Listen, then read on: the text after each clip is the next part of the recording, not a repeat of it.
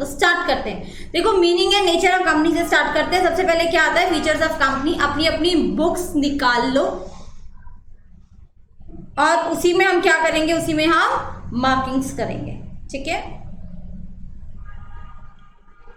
Chapter 1 देखो, meaning and nature of company. Incorporated, सबसे पहले क्या हमारा फीचर था कि इनकॉर्पोरेटेड एसोसिएशन है। पब्लिक कंपनी में मिनिमम कितने 7 और प्राइवेट कंपनी में कितने 2 लोग होने चाहिए। अगर इससे ज्यादा यानी कि 50 से ज्यादा लोग अगर हो जाते हैं पार्टनरशिप में तो वो क्या बन जाती है, इलीगल एसोसिएशन। ये हमने पढ़ा था सेक्शन 464 में।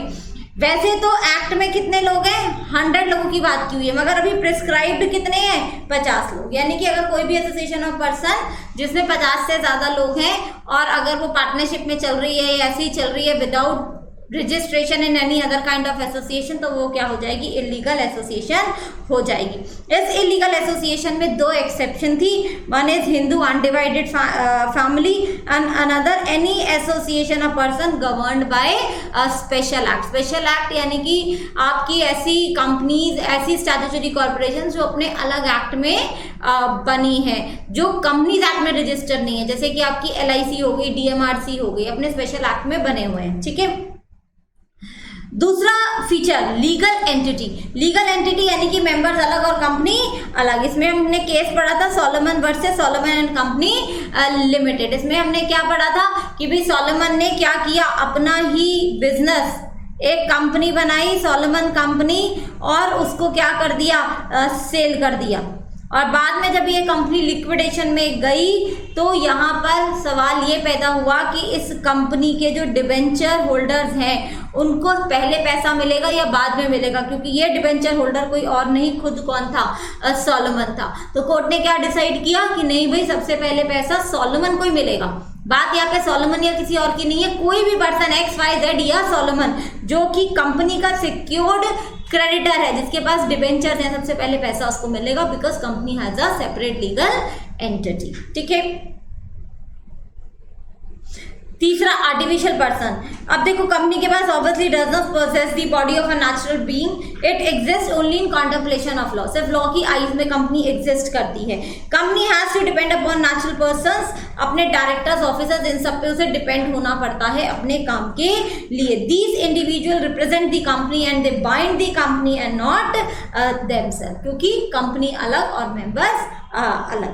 चौथी इसकी एसेंशियल कैरेक्टरिस्टिक क्या थी, limited company, limited liability. Members की क्या है, लिमिटेड लायबिलिटी। ये तो सबसे बड़ा बेनिफिट है किसका, हमारे कंपनी का। पांचवा देखो separate property. Share holders are not part owners. Company की जब सेपरेट लीगल एंटिटी है तो कंपनी अपने खुद के नाम से क्या करेगी, एसेट्स होल्ड करेगी, प्रॉपर्टी होल्ड करेगी। शेयर होल्डर्स उस प्रॉपर्टी के मालिक नहीं है। उस प्रॉपर्टी की मालिक कौन है, कंपनी ही मालिक है। इसमें हमने एक केस पढ़ा था Bacha Guzar versus commissioner of income tax, और दूसरा केस हमने पढ़ा था Macaura versus northern assurance company limited. जिसमें हमने पढ़ा था ये जो मिस्टर मकौरा होते हैं क्या करते हैं, कंपनी का टिम्बर अपने नाम से क्या करा लेते हैं, इंश्योर करा लेते हैं। और जब टिम्बर में आग लगती है, खराब हो जाता है, तो इंश्योरेंस कंपनी क्लेम कर देने से मना कर देती है। क्यों, क्योंकि इंश्योरेंस कंपनी कहती है टिम्बर कंपनी की प्रॉपर्टी थी, तो इंश्योरेंस भी किसके नाम पे होना चाहिए था, कंपनी के नाम पर होना चाहिए था। अगर मकौरा जी के नाम पे इंश्योरेंस है तो फिर कंपनी को पैसा नहीं मिलेगा। आगे चलते हैं। कंपनी की क्या है, परपीचुअल सक्सेशन है। कोई भी आए, कोई भी जाए, कोई भी मरे, कोई भी जिए, कंपनी चलती रहती है। किसी के आने या जाने से कंपनी को फर्क नहीं पड़ता है। Transferability of share. कंपनी के शेयर देखो वैसे तो फ्रीली ट्रांसफरेबल है, लेकिन मैंने क्या बताया था कि प्राइवेट कंपनी क्या लगा सकती है, कुछ रिस्ट्रिक्शंस लगा सकती है। Common seal. कंपनी अब जब सेपरेट लीगल एंटिटी उसको मान ही लिया भैया ये एक आर्टिफिशियल पर्सन है, तो उसके सिग्नेचर भी तो होने चाहिए, लेकिन हाथ तो है नहीं, तो सिग्नेचर करेगी कैसे, in form of common seal. दो आज की डेट में कॉमन सील मैंडेटरी नहीं है, इट्स ऑप्शनल।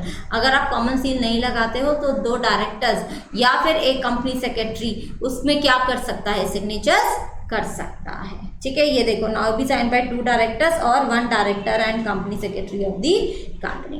और कॉमन सील क्या है, इट इज ऑप्शनल। ये क्या होता है, official signature of a company, ठीक है। चलो नेक्स्ट इसमें आता है lifting of corporate veil. Lifting of corporate veil में मैंने क्या बताया था भाई, ये रही कंपनी और ये इधर ये रहे इसके मेंबर्स, और हम क्या कह रहे हैं, company is a separate legal entity, ठीक है ना। हम यही बोल रहे हैं ना कि भाई कंपनी तो क्या है, कंपनी तो बिल्कुल अलग है अपने मेंबर से, और इनके बीच में क्या डाला हुआ है, इनके बीच में एक पर्दा डाला हुआ है। ये पर्दा क्या है, यही कॉर्पोरेट व्हील है। लेकिन कंपनी है तो आर्टिफिशियल पर्सन, उसे चला कौन रहे हैं, मेंबर्स चला रहे हैं, डायरेक्टर्स चला रहे हैं। तो यहाँ पर हम ये कहते हैं कि भाई अगर किसी पॉइंट ऑफ टाइम पर हमें ये लगता है कि कंपनी में गड़बड़ हो रही है, तो असलियत में पकड़ना किसको पड़ेगा, मेंबर्स को पकड़ना पड़ेगा। और यहाँ पर हम ये कहते हैं मेंबर्स को अगर हम पकड़ेंगे, उन्हें लायबल बनाएंगे हम कंपनी के एक्शन के लिए, तो हमें ये व्हील क्या करना पड़ेगा, हटाना पड़ेगा। ये पर्दा हमें क्या करना पड़ेगा, ये पर्दा हमें जलाना पड़ेगा, ये पर्दा हमें हटाना पड़ेगा। इसी को हम क्या बोलते हैं, लिफ्टिंग ऑफ कॉर्पोरेट व्हील। यानी कि हम मान रहे हैं कि कंपनी और मेंबर्स अलग अलग नहीं है, कंपनी और मेंबर्स एक ही हैं। यानी कि हम कंपनी की सेपरेट लीगल एंटिटी का जो कैरेक्टरिस्टिक है वो क्या कर रहे हैं, हम खत्म कर रहे हैं। ठीक है जी, चलो तो देखते हैं। इसमें मैंने कहा था कि दो प्रोविजंस हो सकते हैं, कंपनी की व्हील कब कब लिफ्ट होती है। एक तो स्टैट्यूटरी प्रोविजंस में, यानी कि जो लॉ में लिखा हुआ है कि भैया ऐसा ऐसा ऐसा हुआ तो हम क्या कर देंगे, हम लिफ्टिंग ऑफ कॉर्पोरेट व्हील कर देंगे। दूसरा जुडिशियल इंटरप्रिटेशन, यानी कि ऐसे ऐसे केसेस जजेस के सामने आए, कोर्ट्स के सामने आए, जब उन्होंने फैसला दिया कि हाँ भाई कंपनी की क्या कर दी जाएगी, लिफ्टिंग ऑफ कॉर्पोरेट व्हील, तो वो जजमेंट्स भी हमें यहाँ पर पढ़नी है। पहले आते हैं लिफ्टिंग ऑफ कॉर्पोरेट व्हील में। देखो सबसे पहले कौन से प्रोविजंस पढ़ेंगे, under statutory provisions, reduction of membership. अगर पब्लिक कंपनी में 7 और प्राइवेट कंपनी में 2 से कम मेंबर्स हो जाते हैं तो 6 महीने का टाइम मिलता है आपको। 6 महीने के अंदर अंदर दोबारा अपने ओरिजिनल नंबर्स पे आ जाओ। अगर आप नहीं आते हो, 7 या 2 पे नहीं आते हो, तो फिर जितने भी मेंबर्स हैं वो सारे के सारे क्या हो जाएंगे, पर्सनली लायबल हो जाएंगे। कितने दिन का टाइम मिलता है भाई, 8 मेंबर्स थे, 3 मर गए, ठीक है भाई मर गया, हमें समझ में आता है, तो हम आपको 6 महीने दे रहे हैं कि दोबारा से आप इसको 7 के आंकड़े पे ले आओ। ठीक है। दूसरा मिसरिप्रेजेंटेशन इन प्रोस्पेक्टस, हर वो डायरेक्टर और प्रमोटर और हर वो ऑथराइज पर्सन जिसने प्रोस्पेक्टस छापा है और अगर उसमें कुछ गलत छापा है तो क्या हो जाती है, इनकी पर्सनल लायबिलिटी हो जाती है। दूसरा देखो, failure to return application money, 5% application money मंगाते हो और अगर आपका मिनिमम सब्सक्रिप्शन नहीं आता है तो वो एप्लीकेशन मनी आपको क्या करनी होती है, आपको रिफंड करनी होती है। और अगर वो एप्लीकेशन मनी आप रिफंड नहीं करते हो तो डायरेक्टर्स, प्रमोटर्स या ऑथराइज पर्सन क्या हो जाते हैं, पर्सनली लायबल हो जाते हैं। हम ये नहीं कह सकते कंपनी ने किया, कंपनी को पकड़ो, नहीं, हम डायरेक्टर्स को पकड़ लेंगे। ठीक है। नेक्स्ट देखो, failure to deliver share certificate. अब अगर आपने शेयर्स अलॉट किए तो सर्टिफिकेट्स भी तो दोगे, और सर्टिफिकेट्स आपको कितने कितने टाइम में देने हैं वो लॉ में प्रिस्क्राइब्ड है। ठीक है। अगर आप उतने टाइम में अगर आप शेयर सर्टिफिकेट्स नहीं देते हो तो दोबारा से ऑथराइज पर्सन और डायरेक्टर्स क्या हैं, लायबल हैं। Holding and subsidiary company, her holding company को कंसोलिडेटेड अकाउंट्स बनाने होते हैं, यानी कि सब्सिडरी के अकाउंट्स अपने साथ दिखाने होते हैं। और अगर होल्डिंग कंपनी ऐसा नहीं करती है तो उसके डायरेक्टर्स, प्रमोटर्स, ऑथराइज पर्सन क्या हो जाते हैं, लायबल हो जाते हैं। Next, investigation of ownership. भाई अगर सेंट्रल गवर्नमेंट को ये जानना है कि भैया असलियत में इस कंपनी को चला कौन रहा है, असली मालिकों को जानना है, असली मालिकों को खोजना है, तो फिर सेंट्रल गवर्नमेंट किसका ऑर्डर दे देती है, इन्वेस्टिगेशन का, और उसके लिए क्या अपॉइंट कर देती है, इंस्पेक्टर्स। और हमें पता चलता है भैया गड़बड़ है तो हम मान लेते हैं कि कल्प्रिट्स कौन है, कंपनी के मेंबर्स हैं। नेक्स्ट देखो, फ्रॉडुलेंट कंडक्ट। अगर वाइंडिंग अप के टाइम पर ये पता चलता है कि भैया जिन्होंने कंपनी बनाई थी उन्होंने बनाई इसलिए थी with intent to defraud the creditors, creditors को बेवकूफ बनाने के लिए कि भैया स्कैम कर लें, लोगों का पैसा ठग लें, और ये पता चलता है कि भैया इन्होंने इस इंटेंशन से कंपनी बनाई थी, तो उनको भी हम क्या कर लेंगे, पर्सनली लायबल बना देंगे, मेड पर्सनली लायबल। ठीक है। लास्ट इसमें आता है ultra vires act. Ultra vires act का क्या मतलब होता है, बियॉन्ड एमओए। ठीक है ना। और अगर आप मेमोरेंडम से बाहर का कोई भी काम करते हो तो वो सारे एक्ट्स क्या होते हैं, अल्ट्रा वायरस होते हैं। और अल्ट्रा वायरस एक्ट्स के लिए कौन लायबल होते हैं, डायरेक्टर्स लायबल होते हैं। ठीक है। ये तो थे हमारे स्टैट्यूटरी प्रोविजंस। अब हम किस पे आते हैं, अब हम आते हैं जुडिशियल इंटरप्रिटेशंस पे।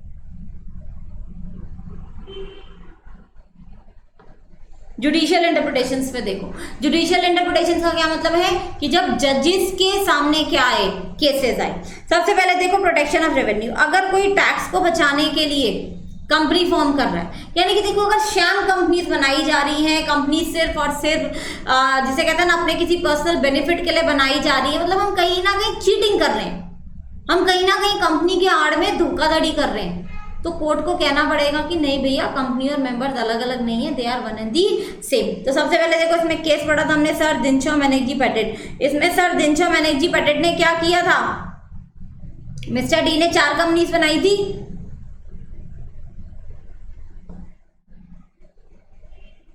चार कंपनीज बनाई थी इन्होंने, 1 2 3 एंड 4। और इसमें उन्होंने क्या किया था, सारी अपनी इनकम जो है इनके पास ट्रांसफर कर दी, और ये फर्दर कंपनीज क्या करती थी, इन्वेस्टमेंट्स करती थी। और इन्वेस्टमेंट में वेट अ मिनट,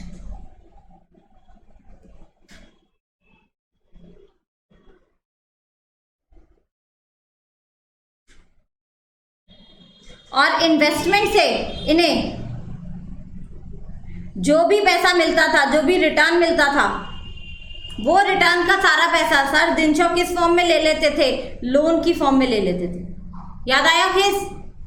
अब लोन ले लिया तो भैया कोई टैक्स का कुछ है ही नहीं। अब ये जो रिटर्न है ये 4 कंपनीज में डिवाइड हो गया, तो सबकी स्लैब्स जो है छोटी हो गई। अगर तुम 5 लाख कमा रहे हो तो तुम्हें ज्यादा टैक्स देना है, अगर तुम 10 लाख कमा रहे हो तो तुम्हें ज्यादा टैक्स देना है। अब सपोज करो मैं 20 लाख कमा रही हूँ तो मुझे 20 लाख पे टैक्स देना है, लेकिन मैंने क्या किया, मैंने ये 20 लाख जो है लोगों में बांट दिए अपने घर के मेंबर से 5-5 लाख करके, और 5 लाख तक की इनकम एग्जेम्प्ट है, तो टैक्स 0 हो गया ना, है ना। बांट दोगे ना, इनकम स्प्रेड कर दी तुमने, तो टैक्स की चोरी कर ली तुमने, टैक्स बचा लिया। बाद में उन सबसे 5-5 लाख रुपए क्या ले लिए, वापस ले लिए, तो टैक्स भी बचा दिया और तुम्हारे पास पूरा 20 लाख रुपए भी आ गया। तो इसी ढंग से सर दिनशॉ भी कर रहे थे। तो जब ये पता चला तो कोर्ट ने क्या बोला कि भाई दिनशॉ और ये कंपनी के बीच में ये जो पर्दा है इसको आग लगाई जाए, इस व्हील को हटाई जाए, because sir Dinshaw and these companies are one and the same. ठीक है, आगे चलते हैं। प्रिवेंशन ऑफ फ्रॉड और इम्प्रॉपर कंडक्ट। इसमें हमने केस पढ़ा था Gilford motor company versus Horne. हमने इसमें क्या पढ़ा था कि भाई गिलफोर्ड मोटर कंपनी क्या है, एम्प्लॉयर है, और मिस्टर हॉर्नी क्या है, एम्प्लॉय है।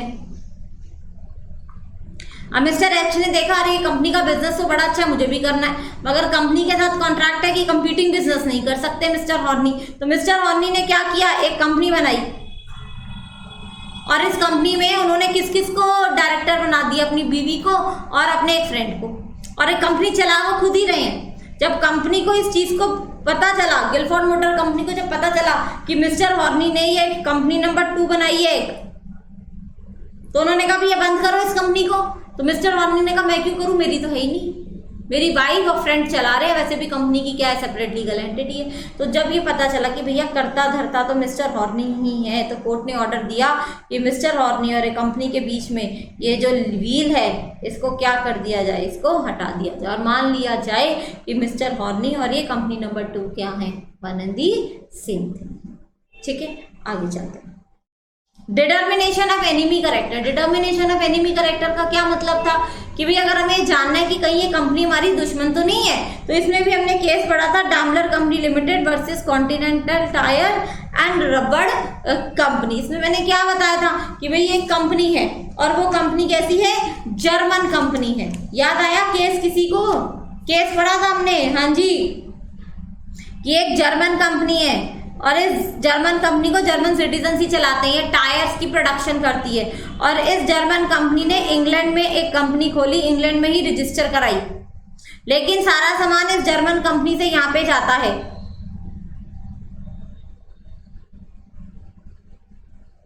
इस जर्मन कंपनी से ही सारा सामान जो है इस इंग्लैंड बेस्ड कंपनी के पास जाता है। इस इंग्लैंड बेस्ड कंपनी के सारे शेयर होल्डर्स भी कौन है, जर्मन ही हैं। इस वाली कंपनी ने किसी दूसरी कंपनी को कोई उधार दिया, डेट दिया, और फिर कुछ टाइम के बाद वॉर शुरू हो गई, और वॉर में जर्मनी और इंग्लैंड एक दूसरे के क्या हो गए, एलियन एनिमी हो गई।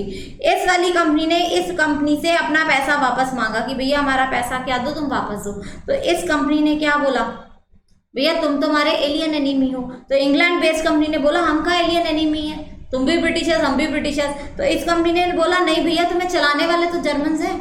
जब कोर्ट के पास ये केस गया तो कोर्ट ने भी बोला कि इस जर्मन और इस इंग्लैंड कंपनी के बीच में ये जो व्हील है ये हटा दो, क्योंकि इस इंग्लैंड बेस्ड कंपनी को चलाने वाले सारे क्या हैं, जर्मन्स हैं, और जर्मन्स हमारे क्या हैं, दुश्मन हैं। ठीक है, तो कई बार एनिमी कैरेक्टर जानने के लिए भी हम क्या करते हैं, हम लिफ्टिंग ऑफ कॉर्पोरेट व्हील करते हैं। चलो आगे चलते हैं। फिर हमने पढ़ा था formation of subsidiaries to act as an agent. इसमें भी हमने केस पढ़ा था merchandise transport limited versus transport commission. इसमें मैंने तुम्हें लाइसेंसिंग बताई थी कि भाई जैसे सपोज करो एक कंपनी है और अगर उसको भाई साल में 5 ही लाइसेंस मिल सकते हैं और इसको ज़्यादा लाइसेंस चाहिए, तो उसने क्या किया, एक सब्सिडरी कंपनी बनाई। सब्सिडरी कंपनी कोई काम दाम नहीं करती है और इस सब्सिडरी कंपनी ने भी लाइसेंस लिया और फिर ये लाइसेंस किसको ट्रांसफर कर दिए, मेन कंपनी को।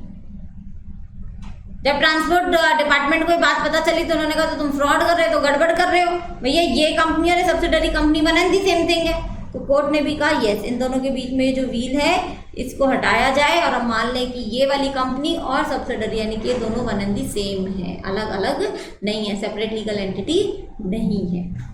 लास्ट देखो, टू अवॉइड वेलफेयर लेजिस्लेशन। इसमें भी हमने केस पढ़ा था workman of associate rubber industry limited versus associated rubber industry limited. इसमें हमने क्या पढ़ा था कि भैया कंपनी है, उसको बहुत सारे प्रॉफिट्स हुए हैं, अब प्रॉफिट पे क्या देना पड़ेगा, बोनस। अब कंपनी बोनस देना नहीं चाहती तो उसने क्या किया, एक और सेकेंड कंपनी बनाई और अपने कुछ प्रॉफिट्स और इन्वेस्टमेंट यहाँ क्या कर दी, ट्रांसफर कर दी। अब जब कंपनी के पास प्रॉफिट्स कम हो गए तो कम प्रॉफिट्स पे आप बोनस भी कम कैलकुलेट करोगे।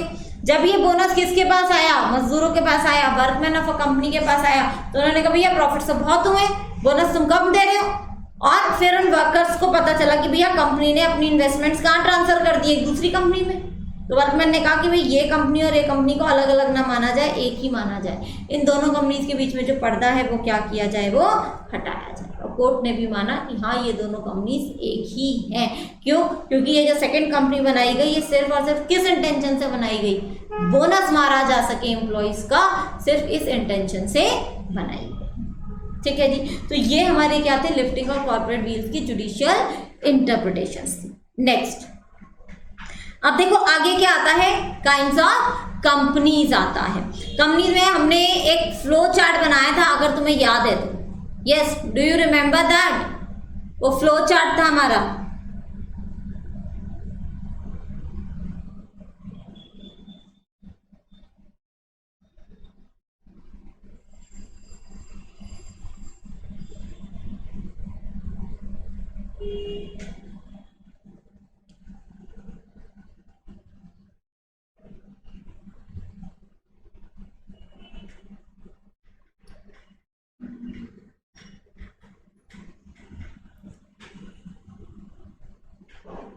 Just a minute.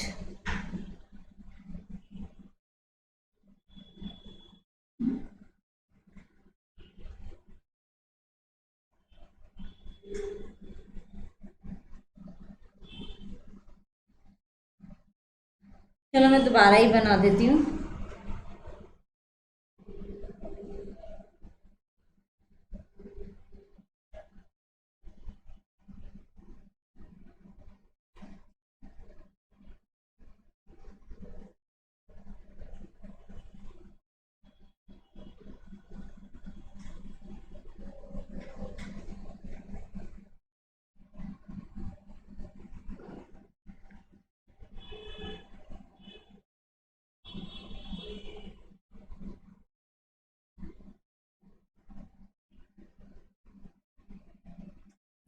चलो विल मेक इट अगेन।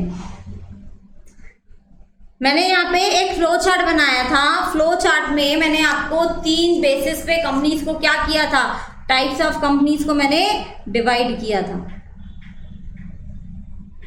और वो 3 कैटेगरीज क्या क्या थी, on the basis of incorporation, दूसरी on the basis of liability, और तीसरा कौन सा था, ऑन दी बेसिस ऑफ, अपना वो खोल के देखो, रजिस्टर खोल के देखो, on the basis of control. Incorporation में फिर हमने कौन कौन सी चीजें पढ़ी थी कि भाई कंपनी बनी कैसी, इसमें हमने चार्टेड कंपनी पढ़ी थी, हमने इसमें स्टैट्यूटरी कंपनी पढ़ी थी, और हमने इसमें कौन सी कंपनी पढ़ी थी, रजिस्टर्ड कंपनी पढ़ी थी। ये 3 कंपनीज हमने इसमें पढ़ी थी। लायबिलिटी में हमने कौन कौन सी पढ़ी थी, अनलिमिटेड लायबिलिटी कंपनी, दूसरी कौन सी, लिमिटेड, और लिमिटेड में भी फिर हमने 2 पढ़ी थी, one is guarantee and another is share capital. और फिर मैंने कहा था ये दोनों ही तरीके की कंपनीज कैसी हो सकती हैं, प्राइवेट और पब्लिक हो सकती हैं। कंट्रोल में फिर हमने बाकी सारी पढ़ी थी, जितनी भी हमारी holding, subsidiary, government companies, associate companies, small companies, ये सारी हमने किस में पढ़ी थी, कंट्रोल में पढ़ी थी। जो हमें पता ही कंट्रोल के द्वारा चलता है कि ये कंपनी किस प्रकार की होगी। तो इनकॉर्पोरेशन में जो हमने पढ़ी थी वो 3 कौन सी थी, चार्टर्ड कंपनी, स्टैट्यूटरी कंपनी, और तीसरी कौन सी थी, रजिस्टर्ड कंपनी। चार्टर्ड कंपनी में मैंने तुम्हें क्या बताया था, चार्टर्ड कंपनी वो कंपनी होती है जो ब्रिटिशर्स के टाइम पर इनकॉर्पोरेट हुआ करती थी, यानी कि जो under the orders of queen हुआ करता था। तो अब तो वो है ही नहीं, ब्रिटिश राज ही नहीं है, तो वो वाली कंपनीज भी नहीं है। तो ये तो मैंने बताया था कि एग्जिस्टेंस में नहीं है चार्टर्ड कंपनीज जो है, they are no more in existence. Statutory companies मैंने क्या बताया था, यानी कि जो अपने स्पेशल एक्ट में बनाई जाती हैं, जैसे कि LIC हो गया, DMRC हो गया, और ये अपने एक्ट के अकॉर्डिंगली ही चलती हैं। ये कंपनीज एक्ट में रजिस्टर होती ही नहीं है। तीसरे हमने पढ़ी थी रजिस्टर्ड का क्या मतलब है, वो सारी कंपनीज जो किस में रजिस्टर्ड है, कंपनीज एक्ट में रजिस्टर है। फिर अब लायबिलिटी वाले पे आते हैं। लायबिलिटी वाले पे देखो, लायबिलिटी में मैंने क्या बोला था, unlimited liability company, limited liability company.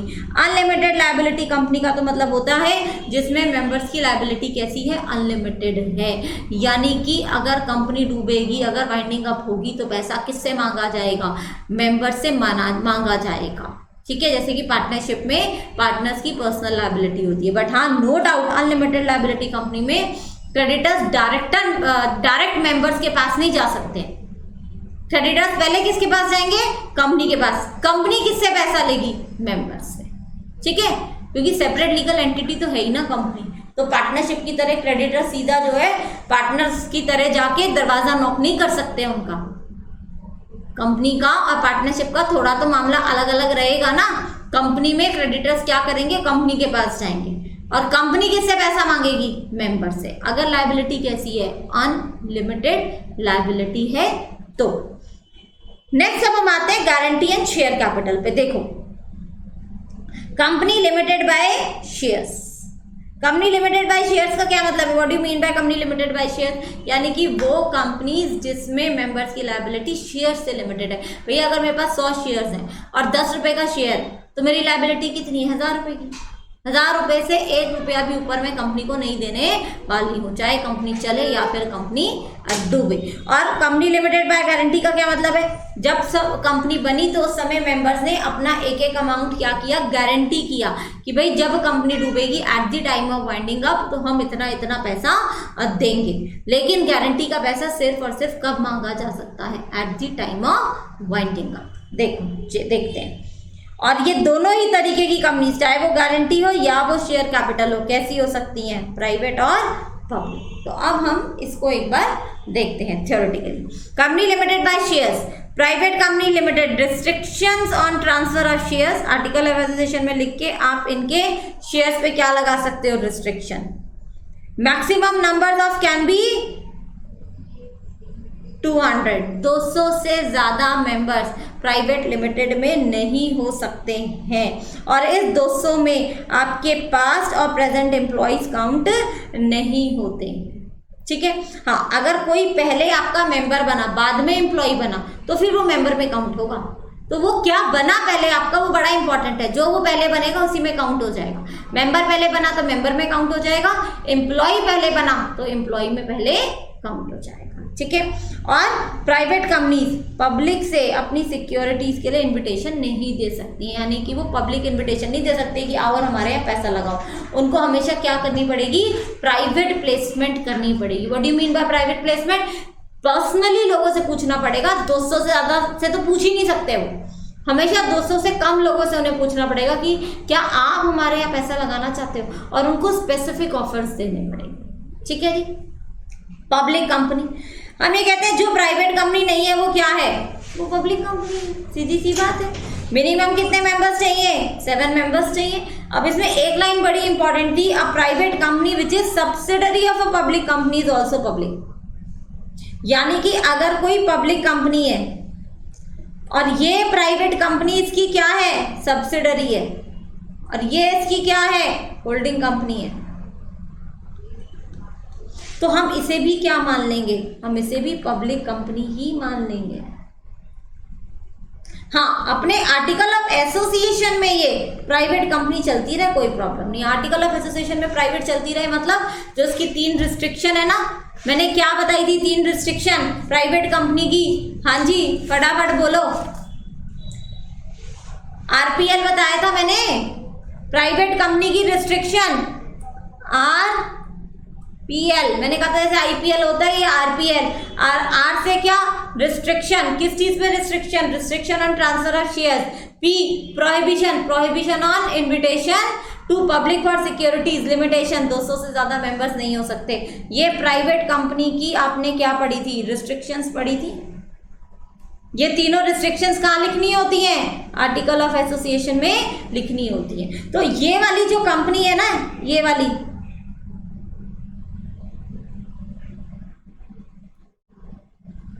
जो ये प्राइवेट कंपनी की थी, पब्लिक कंपनी की सब्सिडरी है, अपने आर्टिकल ऑफ एसोसिएशन में ये तीनों रिस्ट्रिक्शन लिखती रहे, एज अ प्राइवेट चलती रहे, लेकिन इसके रुपए पैसे हर चीज के लिए हम इसे क्या मानेंगे, हम इसे पब्लिक कंपनी मान लेंगे। ठीक है ना। तो ये पॉइंट जो था ये बड़ा हमारा इंपॉर्टेंट, यानी कि ऐसी कंपनी जो पब्लिक कंपनी की सब्सिडरी है उसे भी हम पब्लिक ही मान लेंगे, though it can continues to be private company in its articles of association. ठीक है, ये किसकी डेफिनेशन थी हमारी, ये हमारी पब्लिक कंपनी की डेफिनेशन थी। आगे चलते हैं। अच्छा, क्या डिबेंचर होल्डर्स भी 200 होंगे? डिबेंचर होल्डर पर रिस्ट्रिक्शन नहीं है, 200 करो, 400 करो, 800 करो, 1000 करो, जितने मर्जी करो, क्योंकि डिबेंचर होल्डर्स हमारे मेंबर्स नहीं है, वो तो हमारे क्रेडिटर्स हैं, तो क्रेडिटर्स पे रिस्ट्रिक्शन नहीं है। लेकिन एक चीज याद रखना, जब भी आप डिबेंचर्स के लिए भी इन्विटेशन दोगे ना, वो 200 से ज्यादा को एट अ टाइम नहीं दे सकते। देखो ऊपर हमने क्या लिखा है, सिक्योरिटीज। तो ना आप अपने शेयर्स के लिए, ना ही आप अपने डिबेंचर्स के लिए पब्लिक को ऑफर दे सकते हो। तो आप कहोगे मैम कि डिबेंचर्स के लिए भी 200 से ज्यादा लोगों को ऑफर नहीं दे सकते, तो फिर डिबेंचर होल्डर 200 से ज्यादा कैसे होंगे? हो सकते हैं ना भैया, इस साल 200 को इन्विटेशन दिया मैंने एट अ टाइम, 200 के 200 लोगों ने मेरे डिबेंचर होल्डर बन गए, अगले साल फिर मैंने 200 को ऑफर दे दिया, फिर 200 ऐड हो गए डिबेंचर होल्डर्स। तो तुम हर साल 200 डिबेंचर होल्डर्स क्या कर रहे हो, ऐड कर रहे हो, कर लो। डिबेंचर होल्डर्स कितने भी हो, लेकिन एट अ टाइम तुम 200 से ज्यादा लोगों को इन्विटेशन नहीं दोगे, क्योंकि तुम पब्लिक ऑफर नहीं दे सकते। ठीक है जी, पब्लिक इन्विटेशन तुम नहीं दे सकते। चलो आगे चलते हैं। Joint holders of shares are counted as one. अगर 2 लोगों के नाम पर एक शेयर है तो हम उसे क्या काउंट करेंगे, एक ही काउंट करेंगे। ठीक है, a private company violate section 268 it will become public company.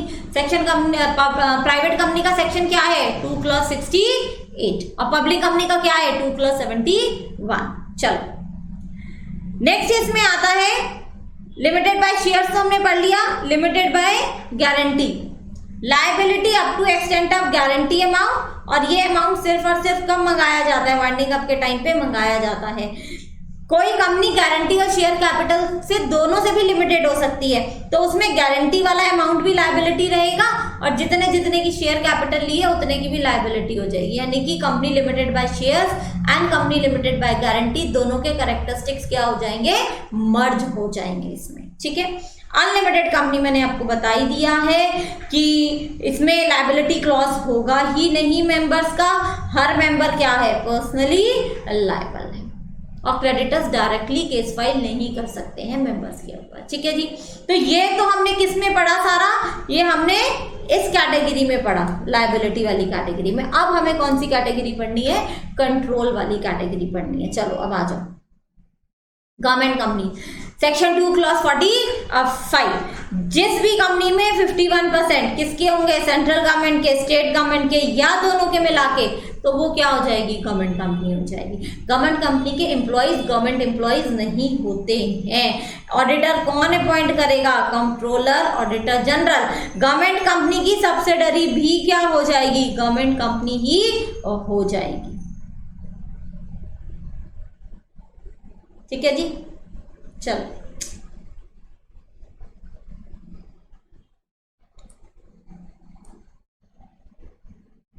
आगे चलते हैं।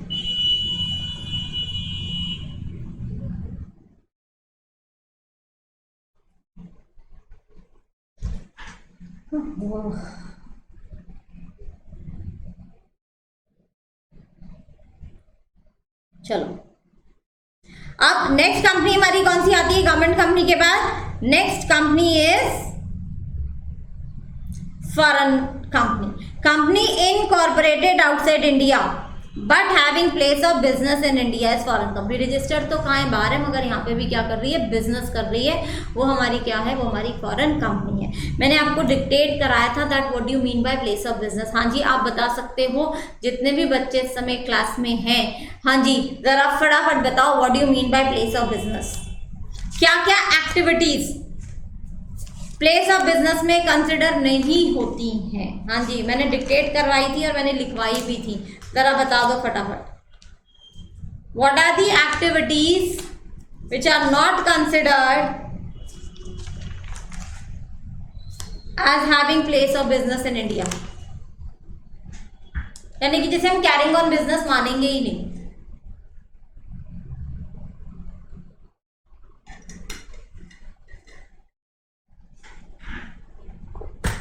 वेरी गुड पूजा, कैरिंग स्मॉल ट्रांजैक्शंस और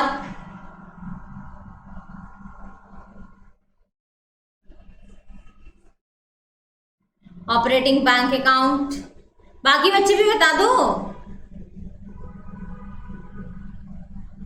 हाँ जी,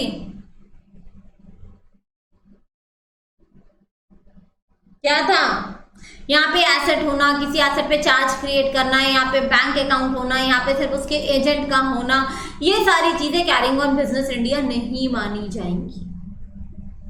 ठीक है, चलो नेक्स्ट आता है स्टैट्यूटरी कंपनी। स्टैट्यूटरी कंपनी यानी कि जो स्पेशल टाइप्स ऑफ ऑब्जेक्ट्स के लिए बनाई जाती है और अपने स्पेशल एक्ट के तहत बनती है, यानी कि पार्लियामेंट एक एक्ट बनाता है और उस एक्ट के तहत ये कंपनीज बनाई जाती हैं। जैसे कि LIC, SBI, RBI, ये सारे देखो अपने एक्ट में बने। UTI, unit trust of India act, ठीक है ना। LIC किसमें बनी, LIC एक्ट में। ये सारी चीजें आपके कंपनीज एक्ट में रजिस्टर नहीं है, पार्लियामेंट ने एक्ट बनाया, उसके तहत एक स्टैट्यूटरी कॉर्पोरेशंस बनाई गई और ये अपने एक्ट के अकॉर्डिंगली ही क्या करती हैं, मूव करती हैं।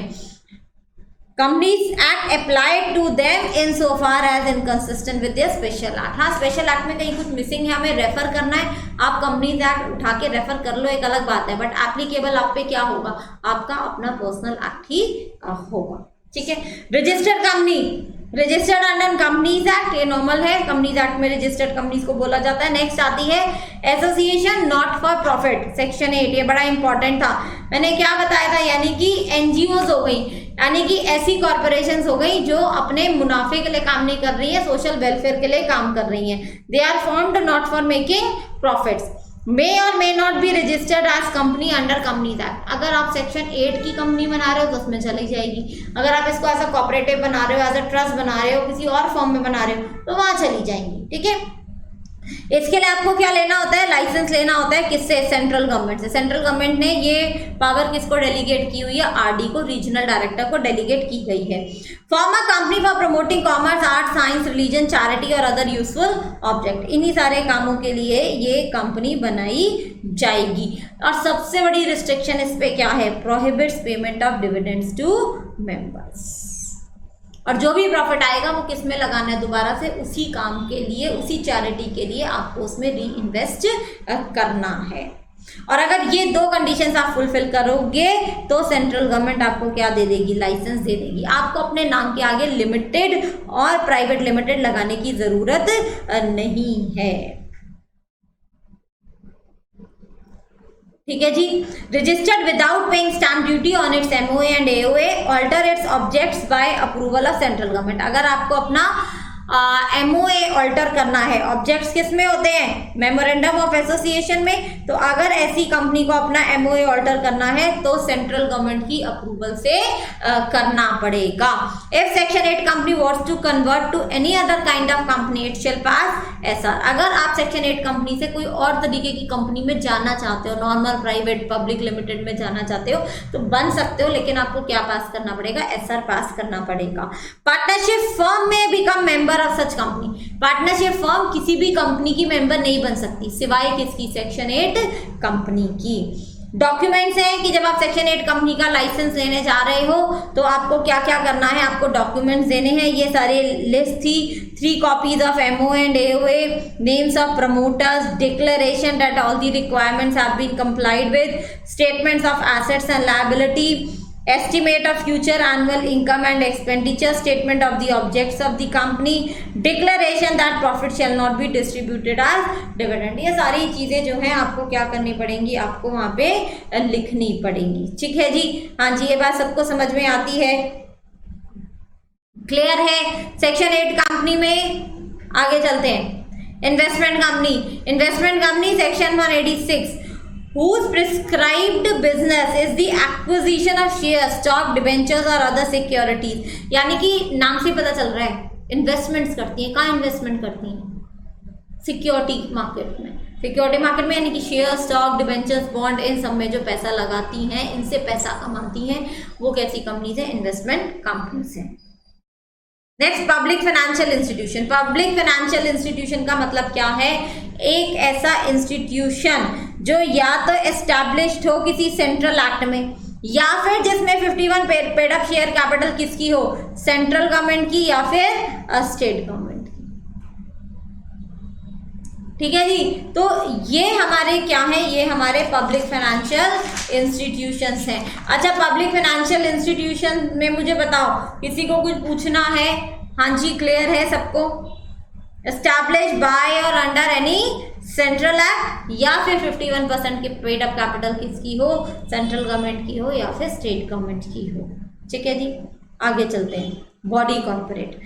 बॉडी कॉर्पोरेट मैंने बताया था कि is a wider term than company. ठीक है ना, association of persons incorporated under some statutes.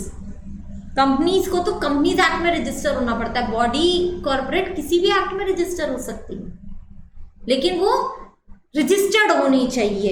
Include all public financial institution and nationalised banks. अभी बैंक्स जो है ये कंपनीज एक्ट में तो रजिस्टर होते हैं, मगर बॉडी कॉर्पोरेट तो है ये। ठीक है ना, government can declare any association of person as a body corporate. Incorporate company is a body corporate, but many body corporates are not incorporated companies wider than the word company. It does not include, exception है दो, कौन कौन सी, cooperative societies and any other body corporate which central government by notification specify। Body corporate की भी separate legal entity होगी, परपीचुअल succession होगी, members की limited liability होगी, बच्चे सारी चीजें होंगी। लेकिन कंपनी में और बॉडी कॉर्पोरेट में बहुत बड़ा फर्क है। कंपनी इज ऑलवेज रजिस्टर्ड और companies act, body corporate can be registered under any statute. Wider term हो गई ना। ठीक है, चलो आगे चलते हैं। Corporation sole, single individual constituted as a corporation in respect of some office held by him और function performed him. Example, public trustee, legal person capable of holding property and becoming a member of a company. ये कोई भी एक जिसे हम कहते हैं ना ऑफिस हो सकता है। ऑफिस ऐसा नहीं जहाँ पे 10 लोग बैठे हैं, यानी कि एक पोजीशन हो सकती है, और उस पोजीशन को हम क्या बोलते हैं, हम कॉर्पोरेशन सोल बोलते हैं। यानी कि एक इंडिविजुअल पोजीशन को हम कॉर्पोरेशन सोल का क्या दे रहे हैं, स्टेटस दे रहे हैं, तो फिर वो कॉर्पोरेशन वाले, कंपनी वाले सारे काम कर सकते हैं। आगे आते हैं डोमेन कंपनी। डोमेन कंपनी का देखो, डोमेन से नाम ही क्लियर हो रहा है, सोई हुई कंपनी है डोमेन कंपनी। एप्लीकेशन, अब इसमें क्या करना पड़ेगा, application by a company to the registrar for obtaining the status of dormant company. अच्छा, डोमेन कंपनी बनाते क्यों है ये मैंने बताया था। Yes, why you make dormant company? भी मैंने किसमें बताया था कि भी सपोज करो आपको 3 साल के बाद कोई प्रोजेक्ट लेकर आना है, तो आपने क्या सोचा भैया कंपनी तो मैं आज से बना के डाल देता हूँ, तो उस समय 3 साल के बाद मेरी कंपनी कैसी कंपनी कहलाएगी? 3 साल पुरानी कंपनी कहलाएगी, है ना। यानी कि आप अपने फ्यूचर प्रोजेक्ट के लिए आज से तैयारी कर रहे हो। तो देखो, a company may make an application to the registrar,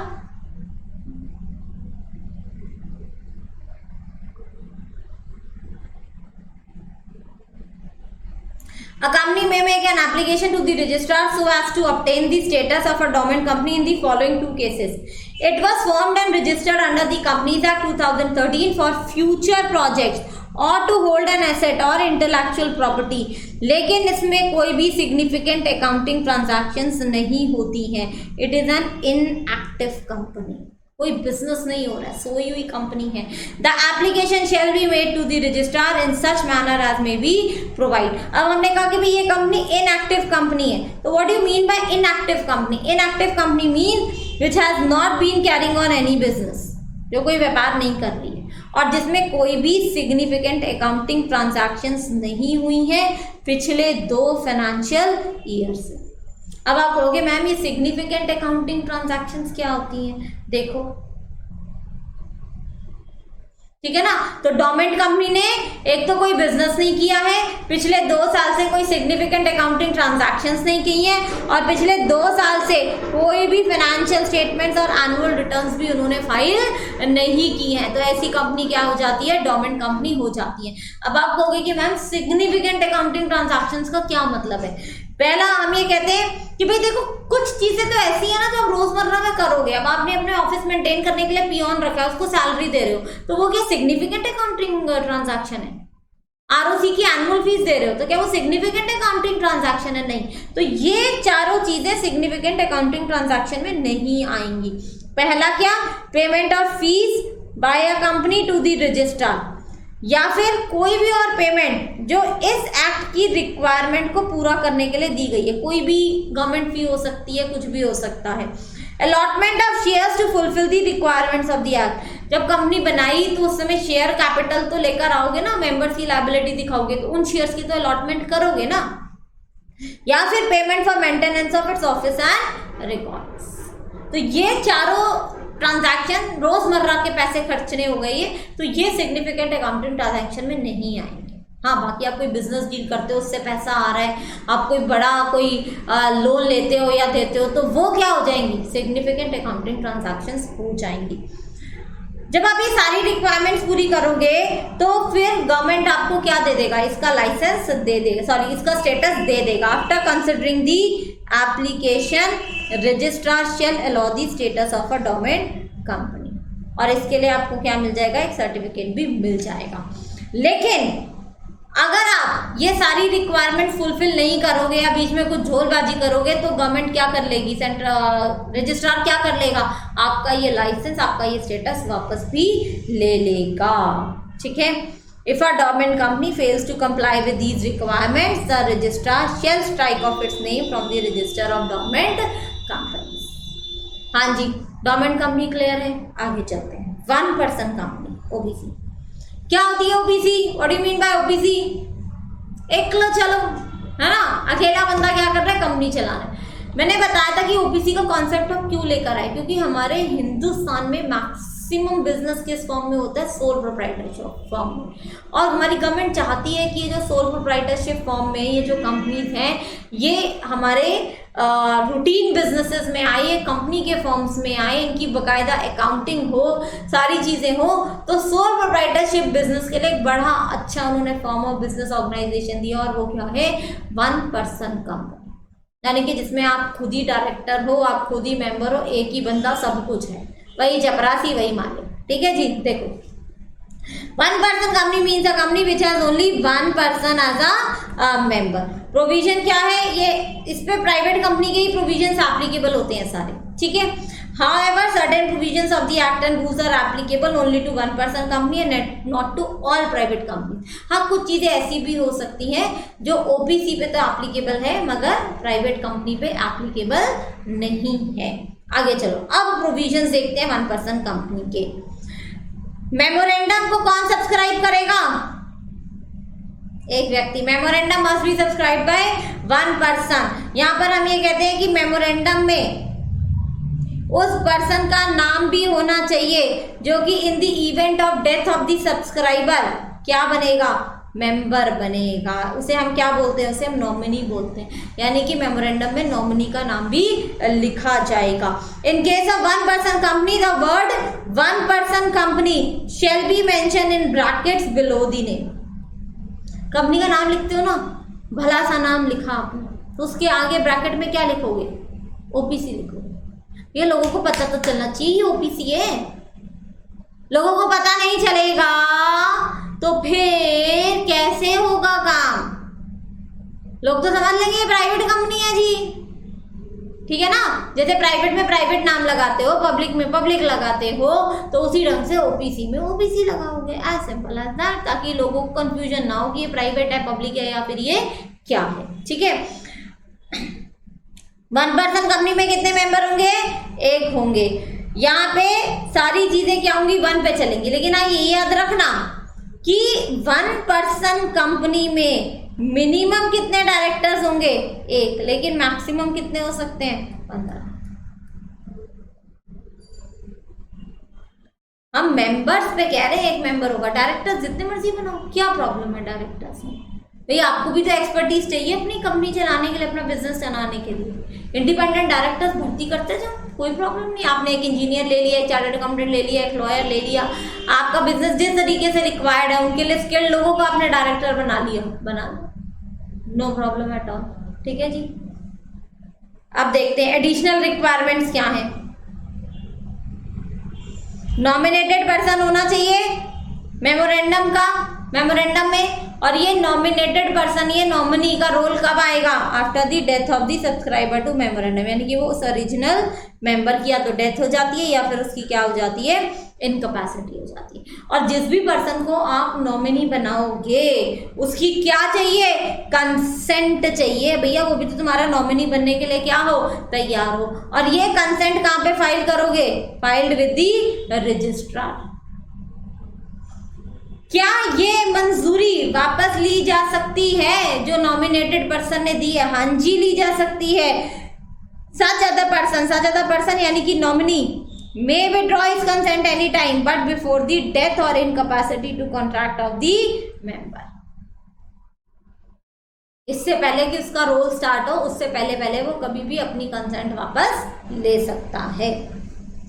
क्या मेंबर सब्सक्राइबर टू मेमोरेंडम अपने नॉमिनी का नेम चेंज कर सकता है, बिल्कुल कर सकता है जी, कोई प्रॉब्लम नहीं है।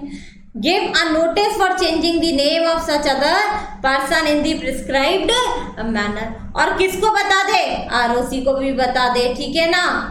Intimate such change to the registrar within such time in such manner as may be prescribed. क्या जब भी हम ये चीजें चेंज कर रहे हैं मेमोरेंडम में, तो क्या इसे मेमोरेंडम का अल्टरेशन माना जाएगा, नहीं। Any change in the name of such other person shall not be deemed to an alteration of memorandum. ठीक है जी, ये हमारी क्या थी, ये हमारी ओपीसी थी। आगे चलते हैं।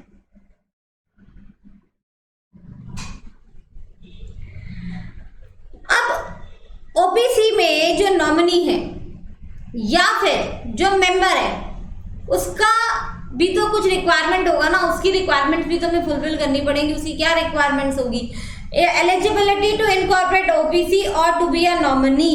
वो क्या होना चाहिए, natural person, Indian citizen and resident in India. Resident in India का मतलब क्या है, मिनिमम 182 डेज हिंदुस्तान में पिछले साल वो व्यक्ति रहा हो। ठीक है, तो चाहे नॉमिनी की बात करें हम या फिर मेंबर की बात करें, दोनों के लिए सेम रिक्वायरमेंट्स है, natural person, Indian citizen and resident in India. और रेजिडेंट इन इंडिया का क्या मतलब है, who stayed in India for not less than 182 days during the immediately preceding one calendar year। पिछले एक साल में वो 182 डेज कहाँ रहा हो, हिंदुस्तान में रहा हो। एक व्यक्ति एक टाइम में एक ही ओबीसी बना सकता है और एक ही कंपनी का क्या हो सकता है, नॉमिनी भी हो सकता है। ठीक है, तो लिमिट क्या है, 1 ही है। क्या माइनर बन सकता है मेंबर ओबीसी का, no. A minor can not become a member of 1 person company, become a nominee of 1 person company, hold shares with beneficial interest in a 1 person company. Minor ये तीनों ही काम नहीं कर सकता है ओबीसी में। ठीक है, अब प्रोहिबिशंस क्या है ओबीसी में, एक तो कन्वर्ट नहीं हो सकती है सेक्शन 8 कंपनी में, it can not be converted into company under section 8। दूसरा, 1 person company can not carry out non banking financial investment activities, NBFCs की एक्टिविटीज भी ओबीसी नहीं कर सकती है। क्या वॉलंटरी कन्वर्जन हो सकता है, भाई मैंने ओबीसी चलाई, ठीक है, मैंने बहुत टाइम चला, मैंने कहा यार अब ओबीसी में तो काम कर लिया, चलो जी छोड़ो, अब तो क्या करते हैं दूसरी फॉर्म कर ले, तो क्या कन्वर्जन कर सकते हैं, हम कहते हैं कर सकते हैं, बट 2 साल तो रुकना पड़ेगा, 2 साल से पहले कन्वर्जन नहीं होगा आपका वॉलंटरी। ठीक है, हाँ, कंपल्सरी कन्वर्जन देखो, अब 1 person company can cease to be entitled to continue as 1 person company if it paid up share capital exceed ₹50 lakh. अगर आपकी ओबीसी की 50 लाख से ज्यादा की शेयर कैपिटल हो जाती है या फिर एवरेज टर्नओवर 2 करोड़ से ज्यादा की हो जाती है रेलेवेंट पीरियड पिछले 3 साल में, अगर पिछले 3 साल की एवरेज एनुअल टर्नओवर तुम्हारी कितनी हो जाती है, 2 करोड़ हो जाती है, तो भी तुम ओबीसी नहीं रहोगे, कंपल्सरी कन्वर्जन हो जाएगा तुम्हारा। तो ये हम किसकी बात कर रहे हैं, कंपल्सरी कन्वर्जन की बात कर रहे हैं ओबीसी की। ठीक है, और अगर आपकी ये कंपल्सरी कन्वर्जन होती है तो आपको कितने दिन के अंदर अंदर सारे चेंजेस करने हैं, विद इन 6 मंथ्स। या तो प्राइवेट बन जाओ या पब्लिक बन जाओ, वो तुम्हारी चॉइस है, वो तुम्हारी मर्जी है। ठीक है जी, चलो, तो ये हमारी क्या थी, ये हमारी ओबीसी थी। नेक्स्ट आते हैं small company. Conditions for being a small company, a company shall be a small company, देखो छोटी सी कंपनी है ना, तो हम कहते हैं अगर आपकी paid up share capital 50 lakh से ज्यादा एक्सीड नहीं होती है, ठीक है, यानी कि 50 लाख तक की आपकी पेड अप कैपिटल है, ज्यादा बड़ी पेड अप कैपिटल आपकी नहीं है, और सरकार इस 50 लाख को कहां तक लेकर जा सकती है, 10 करोड़ तक। ठीक है, या फिर इसकी टर्नओवर 2 करोड़ से ज्यादा नहीं है और सरकार इस टर्नओवर को कहां तक बढ़ा सकती है, 100 करोड़ तक, तो ये आपकी किस में आएगी, ये आपकी स्मॉल कंपनी में आएगी। बात समझ में आती है।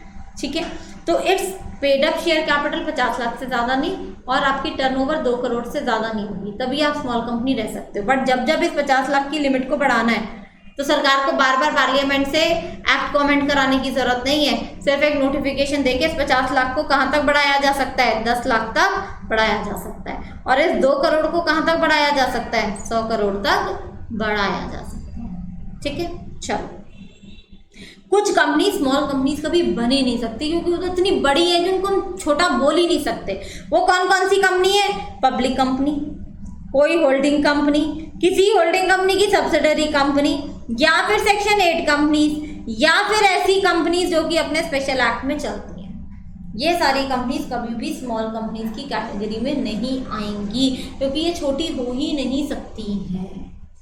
हाँ जी, चले आगे। होल्डिंग एंड सब्सिडरी कंपनी, देखो होल्डिंग एंड सब्सिडरी में मैंने तुम्हें कुछ केसेस कराए थे। पहला केस क्या था, केस नंबर 1, हाँ जी, क्या था कि भाई अगर एक कंपनी ने दूसरी कंपनी में 51% शेयर होल्डिंग रखी है तो वो क्या हो जाएगी, उसकी सब्सिडरी। अब यहाँ पे तो एच कंपनी डायरेक्टली किसको होल्ड कर रही है, एस को, लेकिन अगर सपोज करो ये एच कंपनी है, एस इसकी सब्सिडरी है और एस की सब्सिडरी है आर, तो सब्सी की सब्सी भी क्या हो जाती है, सब्सी हो जाती है, तो आर लिमिटेड और एच लिमिटेड भी क्या हो जाएंगे, आपस में होल्डिंग और सब्सिडरी हो जाएंगे। तीसरा केस कौन सा बताया था मैंने, थर्ड केस, अगर एक एच लिमिटेड है, इस एच लिमिटेड की ये एस लिमिटेड है और एक ये आर लिमिटेड है, एस लिमिटेड इसमें होल्ड करती है 30%, और एच लिमिटेड इसमें होल्ड करती है 20%, तो भी क्या इन दोनों का कोई रिश्ता है? हम कहते हैं यस, जो तेरा है वो तो सब कुछ मेरा ही है। ये स्टेटमेंट कौन कहता है? होल्डिंग कंपनी कहती है। तो होल्डिंग कंपनी यहाँ पे क्या करेगी? होल्डिंग कंपनी यहाँ पर 30% इसका और 20% अपना, दोनों का क्या कर लेगी? इसको 25 कर लो और 25 अपना क्या कर लेगी? ऐड कर लेगी। तो ये कितना हो गया? 55%। तो यस, ये होल्डिंग और ये सब्सिडरी हो जाएगी। और चौथा केस हमने क्या पढ़ा था कि अगर एच लिमिटेड के सारे बोर्ड ऑफ डायरेक्टर्स को या majority of board of directors को अपॉइंट कर सकती है या रिमूव कर सकती है, तो भी ये आपस में एक दूसरे के क्या हो जाएंगे? होल्डिंग और सब्सिडरी हो जाएंगे। ठीक है ना? ये 4 केसेस हमने पढ़े थे, case number 1, case number 2, case number 3 and case number 4। ठीक है ना? ये चारों केसेस हमने होल्डिंग और सब्सिडरी में पढ़े थे। आगे चलते हैं। इलीगल एसोसिएशन मैंने आपको करा दिया, केसेस मैंने ये सारे आपको करा दिए। हाँ जी, क्लियर है? पहले मुझे यहां तक बताओ, टाइप्स ऑफ कंपनीज तक किसी को कुछ पूछना है? यस,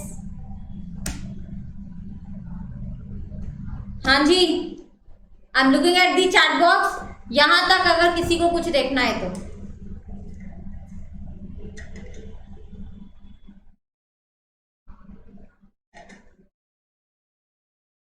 बच्चे देखो, रिवीजन का बेनिफिट तभी है जब आप सब कुछ पढ़ के बैठे हो। अगर आप बिल्कुल ब्लैंक हो फिर रिवीजन से बेनिफिट नहीं उठा पाओगे। रिवीजन में वी आर जस्ट रिकैप्चुलेटिंग, हाँ ऐसे था ऐसे था ऐसे था, कहीं कुछ डाउट है तो हम वो पूछ लें। अब यही चीज जो मैंने अभी आपको 1 घंटे में कराई है, ये शायद हमने 6 to 7 क्लासेस लगाई थी 2-2 घंटे की। तो रिवीजन आपको तभी बेनिफिट देगी जब आप पहले से सब कुछ पढ़ के बैठे हो, एक बार अपनी तैयारी करके बैठे हो, and now you are recapitulating it. ठीक है, चलो आगे चलते हैं। अब हमारा क्या आता है? Formation and incorporation of a company. इसमें मैंने आपको बताया था कि भैया 4 स्टेजेस हैं। चौथी स्टेज क्या होती है हमारी? चौथी स्टेज हमारी कमेंसमेंट ऑफ बिजनेस होती है। ठीक है,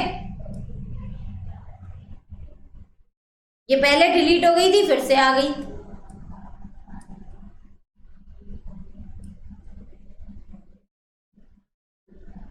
ठीक है, देखो पहली स्टेज प्रमोशन। प्रमोशन का क्या मतलब है कि एक प्रमोटर है और इनके दिमाग की क्या जली है? बत्ती जली है। इन्हें क्या आया? आइडिया आया। क्या आइडिया आया इन्हें? कि भैया मुझे एक बिजनेस करना है, वो भी किस फॉर्म में करना है? कंपनी के फॉर्म में करना है। तो ये जो व्यक्ति है या इनके साथ अगर जो और लोग भी हैं, ये प्रमोटर या फिर प्रमोटर्स कहलाएंगे। ठीक है, तो प्रमोटर की डेफिनेशन गिवन है कौन से सेक्शन में? क्लॉज 69 में, सेक्शन 2 क्लॉज 69 में। तो मैंने कहा था 3 लोग प्रमोटर्स की कैटेगरी में आते हैं। सबसे पहले जिनका नाम किस में लिखा हुआ है? प्रोस्पेक्टस में लिखा हुआ है, या जिनका नाम एनुअल रिटर्न में लिखा हुआ है कि भैया ये हमारे प्रमोटर है। सीधा सीधा लिखा हुआ है, हमें भी दिमाग लगाने की जरूरत नहीं है। दूसरा, who has control over the affairs of the company directly और indirectly, whether as a share holder, director और अदरवाइज। फिर चाहे वो कंपनी के शेयर होल्डर है इसलिए कंपनी को चला रहे हैं, या फिर वो कंपनी के डायरेक्टर है, मेंबर है इसलिए चला रहे हैं, लेकिन करता धरता कंपनी के वही है, तो वो हमारे लिए क्या है? प्रमोटर है। तीसरा, in accordance with whose advice, directions और instruction the board of directors of the company is accustomed to act, या फिर जिसके इशारे पे बोर्ड ऑफ डायरेक्टर्स काम करते हैं, तो वो भी हमारे लिए क्या है? प्रमोटर है। यानी कि भैया अब तो प्रमोटर बच ही नहीं सकता। पहला नाम लिखा है तो तुम प्रमोटर हो, तुम as a share holder, as a member, as a director company चला रहे हो तो भी तुम प्रमोटर हो, और तुम्हारा नाम नहीं भी है लेकिन तुमने अपनी कठपुतलियां बिठा रखी हैं, वो कंपनी चला रही है तुम्हारे इशारे पे, तो भी तुम क्या हो? प्रमोटर। यानी कि अब तुम बच नहीं सकते। ठीक है, आगे चलते हैं। Provided that nothing in subclause C shall apply to a person who is acting merely in a professional capacity। लेकिन कोई CA है, वो कंपनी को एडवाइस करता है और उसकी एडवाइस बोर्ड ऑफ डायरेक्टर्स मानते हैं, तो वो इस क्लॉज C में नहीं आ जाएगा। Sorry, this is A, this is B and this is C। ठीक है, तो वो क्लॉज सी में नहीं आ जाएगा। ठीक है जी, बात समझ में आती है। तो इस सी क्लॉज की एक्सेप्शन है क्या, ये प्रोफेशनल्स, ठीक है। The word promoter denote any individual, association, partnership और a company which takes all the necessary steps to form and incorporate the company and set it going. जिसने भी कंपनी बनाई, जिसने कंपनी को बर्थ दिया, वो क्या है, वो प्रोमोटर है। ठीक है, चलो दूसरी स्टेज हमारी क्या आती है, रजिस्ट्रेशन और इनकॉर्पोरेशन। और इसमें हमारी क्या है, इसमें हमारी अमेंडमेंट है। देखो, the procedure for registration of a company may be pointed out as under association of person, there must be a lawful association of person, statutory minimum of number, private बना रहे हो तो 2, पब्लिक बना रहे हो तो 7। ठीक है, तो क्लियर है। कॉमन ऑब्जेक्ट होना चाहिए, ये ऑब्जेक्ट लॉफुल होना चाहिए। और सब्सक्रिप्शन, यानी कि अगर पब्लिक है तो 7 लोग साइन करेंगे और प्राइवेट कंपनी है तो 2 लोग मेमोरेंडम ऑफ एसोसिएशन को क्या करेंगे, साइन करेंगे। ठीक है, और आपको क्या करनी है, सारी रिक्वायरमेंट्स ऑफ कंपनीज एक्ट आपको फॉलो करनी है। अच्छा, अब देखो, application for ascertainment of name, ये सारा जो है आपका अमेंडेड है। अब आपको नेम अप्रूवल किस में लेनी है, स्पाइस प्लस में। ठीक है, रन हुआ करता था ना, रन हुआ करता था रिजर्वेशन ऑफ यूनिक नेम। तो ये जो रन है अब ये भी खत्म हो गया है। नई कंपनीज को अब रन में नहीं जाना है। रन सिर्फ और सिर्फ अब किसकी, कौन सी कंपनीज के लिए, ओल्ड कंपनीज के लिए। ओल्ड कंपनीज यानी कि जो एग्जिस्टिंग कंपनीज हैं लेकिन जिन्हें अपना नाम बदलना है, तो वो तो रन में अपना नया नाम क्या कराएंगी, रिजर्व कराएंगी। लेकिन जो पुरानी कंपनीज हैं उन्हीं के लिए रन है, नई कंपनीज के लिए रन नहीं है। ठीक है जी, देखो, तो स्पाइस प्लस में आप क्या करोगे, आप स्पाइस प्लस में नेम रिजर्वेशन कराओगे। इसमें आप अपना नाम जो है दोगे। स्पाइस प्लस में आप एक ही नेम क्या कर सकते हो, आप सिर्फ और सिर्फ एक ही नाम दे सकते हो कि भाई हमें ये नाम चाहिए। और अगर आपको वो नाम नहीं मिलता है तो दोबारा से आपको फॉर्म भरना पड़ेगा, ये मजबूरी है आपकी, आप इसमें कुछ नहीं कर सकते हो। और रन जो है नई कंपनीज के लिए अब एप्लीकेबल नहीं है। ठीक है, तो नेम अप्रूवल तो किस में आ गई, आपकी स्पाइस प्लस में आ गई। चलो आगे चलते हैं। डॉक्यूमेंट्स अब हमें क्या चाहिए, अब देखो, अगर स्पाइस के थ्रू रजिस्ट्रेशन करा रहे हो तो फॉर्म 33 एंड फॉर्म 34 ये फॉर्मेट्स हैं मेमोरेंडम एंड एसोसिएशन की, ये आप क्या कर सकते हो, ये आप फाइल कर सकते हो। बाकी एप्लीकेशन, फिर नोटिस ऑफ रजिस्टर्ड एड्रेस किस में जाएगा, INC 22 में। डायरेक्टर्स के पर्टिकुलर्स किस में जाएंगे, DIR 12 में। स्टैट्यूटरी डिक्लेरेशन जाएगी कि भैया हमने सारी फॉर्मेलिटीज कंप्लाई की हैं, वो किस में जाएगा, INC 8 में। एक एफिडेविट जाएगा INC 9 में। कौन देगा इसे, इसे आपके सब्सक्राइबर्स देंगे। क्या देंगे कि भैया पिछले 5 साल में हमने किसी भी तरीके की किसी भी कंपनी में फॉर्मेशन से रिलेटेड, मैनेजमेंट से रिलेटेड कोई घपलेबाजी नहीं की है, और जितनी भी इंफॉर्मेशन दी है वो सारी क्या है, वो सही है। INC 10 में पर्टिकुलर्स ऑफ सब्सक्राइबर्स दोगे। और अगर आपका MD है, WTD मैनेजर के साथ आपका जो भी अग्रीमेंट हुआ है, प्रपोज्ड अग्रीमेंट है, वो भी क्या हो जाएगा, फाइल हो जाएगा।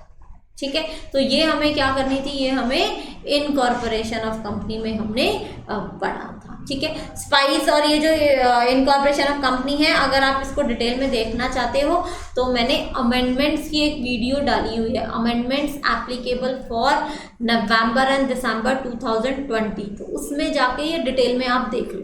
आपको वीडियो मिल जाएगा चैनल पे, एम इंस्टीट्यूट के चैनल पे जाके आप ये वीडियो देख लेना। ठीक है, चलो आगे चलते हैं। फिर ये सारी फॉर्मेलिटीज पूरी करने के बाद आपको क्या मिलेगा, सर्टिफिकेट ऑफ इनकॉर्पोरेशन मिलेगा। सिन, इसमें सिन नंबर मिलेगा, और इसमें कितनी डिजिट्स होती हैं, 21 डिजिट्स होती हैं। INC 11 में आपको मिलेगा सर्टिफिकेट ऑफ इनकॉर्पोरेशन। और ये क्या होता है, ये कंक्लूसिव एविडेंस होता है। Effect of certificate of incorporation क्या है कि भैया इस दिन से कंपनी बन गई और कंपनी की क्या हो गई, सेपरेट लीगल एंटिटी हो गई। और ये सर्टिफिकेट ऑफ इनकॉर्पोरेशन क्या है, आपका कंक्लूसिव एविडेंस है। इसमें हमने केसेस पढ़े थे, याद करो। Jubilee cotton mill versus Lewis का केस पढ़ा था। इसमें क्या था कि भाई शेयर्स इश्यू हुए, जुबली कॉटन मिल्स, हाँ जी याद है सबको।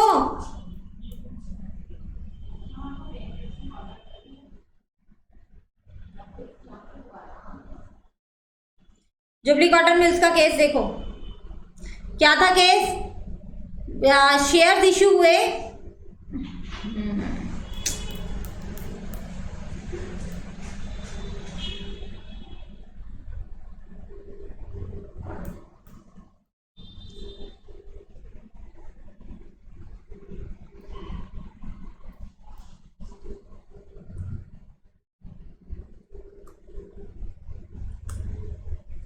कौन सी तारीख को, 6 को इशू हुए, ठीक है।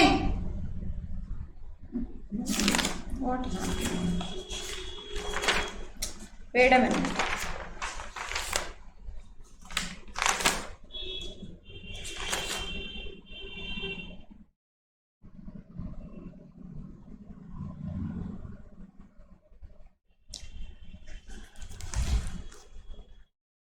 चलो देखो, शेयर इशू हुए 7 को, कंपनी ने एप्लीकेशन किस दिन दी थी, आरओसी में 6 जनवरी को, सर्टिफिकेट इशू हुआ 8 जनवरी को।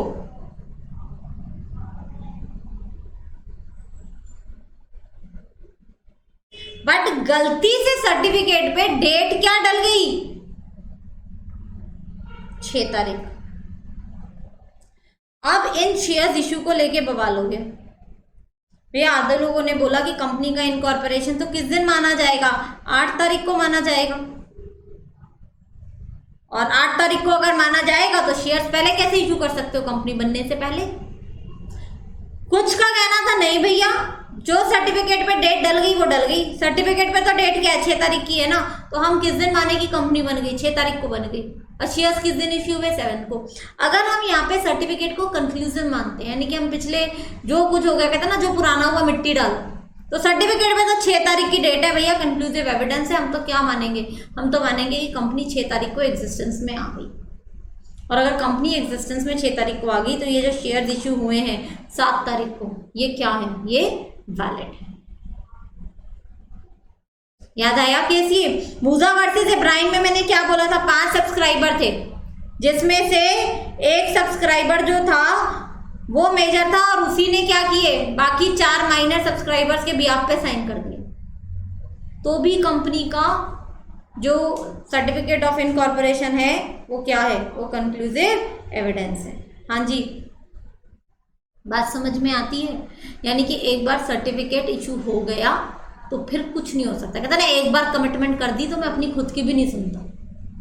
लेकिन हाँ, अगर आपकी कंपनी किसी इलीगल पर्पस के लिए इनकॉर्पोरेट हो गई है गलती से, तो फिर ये सर्टिफिकेट कंक्लूसिव एविडेंस नहीं है। समझ में आ रही है ना। तो भैया अगर चरस गांजा बेचने के लिए गलती से सर्टिफिकेट ऑफ इनकॉर्पोरेशन पता नहीं गलती से तुम्हें मिल गया, तो ये नहीं कि अब तो तुम्हें लाइसेंस मिल गया इलीगल काम करने का। सर्टिफिकेट ऑफ इनकॉर्पोरेशन कंक्लूसिवनेस का मतलब है कि कुछ भी वो जो कहते हैं ना लिखा पढ़ा तुम्हें कुछ गलती हो गई है ना, कोई प्रोसीजरल मिस्टेक हो गई, तो उस प्रोसीजरल मिस्टेक्स में अब हम दोबारा नहीं जाएंगे अगर एक बार आपका सर्टिफिकेट इशू हो गया तो ये जो डेट्स डली थी सर्टिफिकेट पे भी तो प्रोसीजरल मिस्टेक थी ना, तो प्रोसीजरल मिस्टेक्स जो हो गई ना उनमें मिट्टी डालो। एक बार इशू मीन्स इशू, ठीक है। तो ये दोनों केसेस हमने पढ़े थे, Moosa versus Ebrahim and jubilee cotton mills versus Lewis. चलो तीसरी स्टेज कौन सी आती है, फ्लोटेशन। फ्लोटेशन का क्या मतलब है भैया, अब कंपनी बन गई, ठीक है ना, कंपनी का सर्टिफिकेट भी आ गया, तो भैया पैसा चाहिए बिजनेस स्टार्ट करने के लिए, तो उसके लिए क्या चाहिए, शेयर कैपिटल चाहिए। तो अब तुम क्या करोगे, शेयर कैपिटल लेकर आओगे। तो शेयर्स का मतलब क्या है, contribution of person to common stock of the company. इतने तरीके की शेयर कैपिटल होती है, सारी आपने अकाउंट्स में पढ़ी हुई है बहुत अच्छे से। Authorise, issued, subscribe, called up, paid up, uncalled and reserve capital. Reserve capital में हमने क्या पढ़ा था कि ये आपकी अनकॉल्ड कैपिटल का क्या होता है, हिस्सा होता है। अगर अभी मेरे 5 रुपए बकाया हैं मेरे 10,000 शेयर्स पे, तो मैंने इस 5 में से बोला जी 3 रुपए जो है ना वो मैं किस में डालती हूँ, रिजर्व में। यानी कि अब मैं कॉल मंगा सकती हूँ तो 2 रुपए पर शेयर की कॉल मंगा सकती हूँ। ये 3 रुपए पर शेयर मैं सिर्फ और सिर्फ किस टाइम पे मंगाऊंगी, वाइंडिंग अप के टाइम। तो ये मेरी क्या थी, ये मेरी रिजर्व कैपिटल हो गई। ठीक है, चलो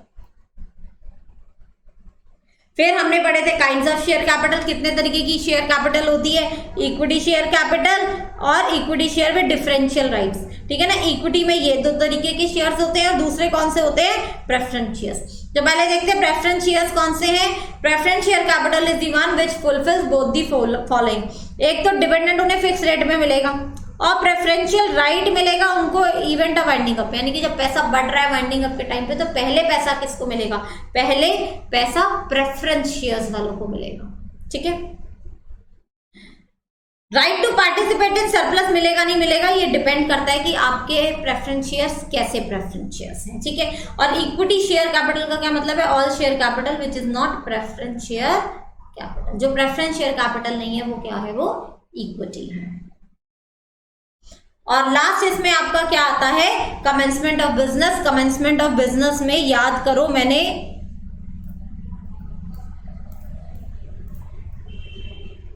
कमेंसमेंट ऑफ बिजनेस में मैंने तुम्हें डिक्टेशन दी थी, COB। हाँ जी, सेक्शन 10A।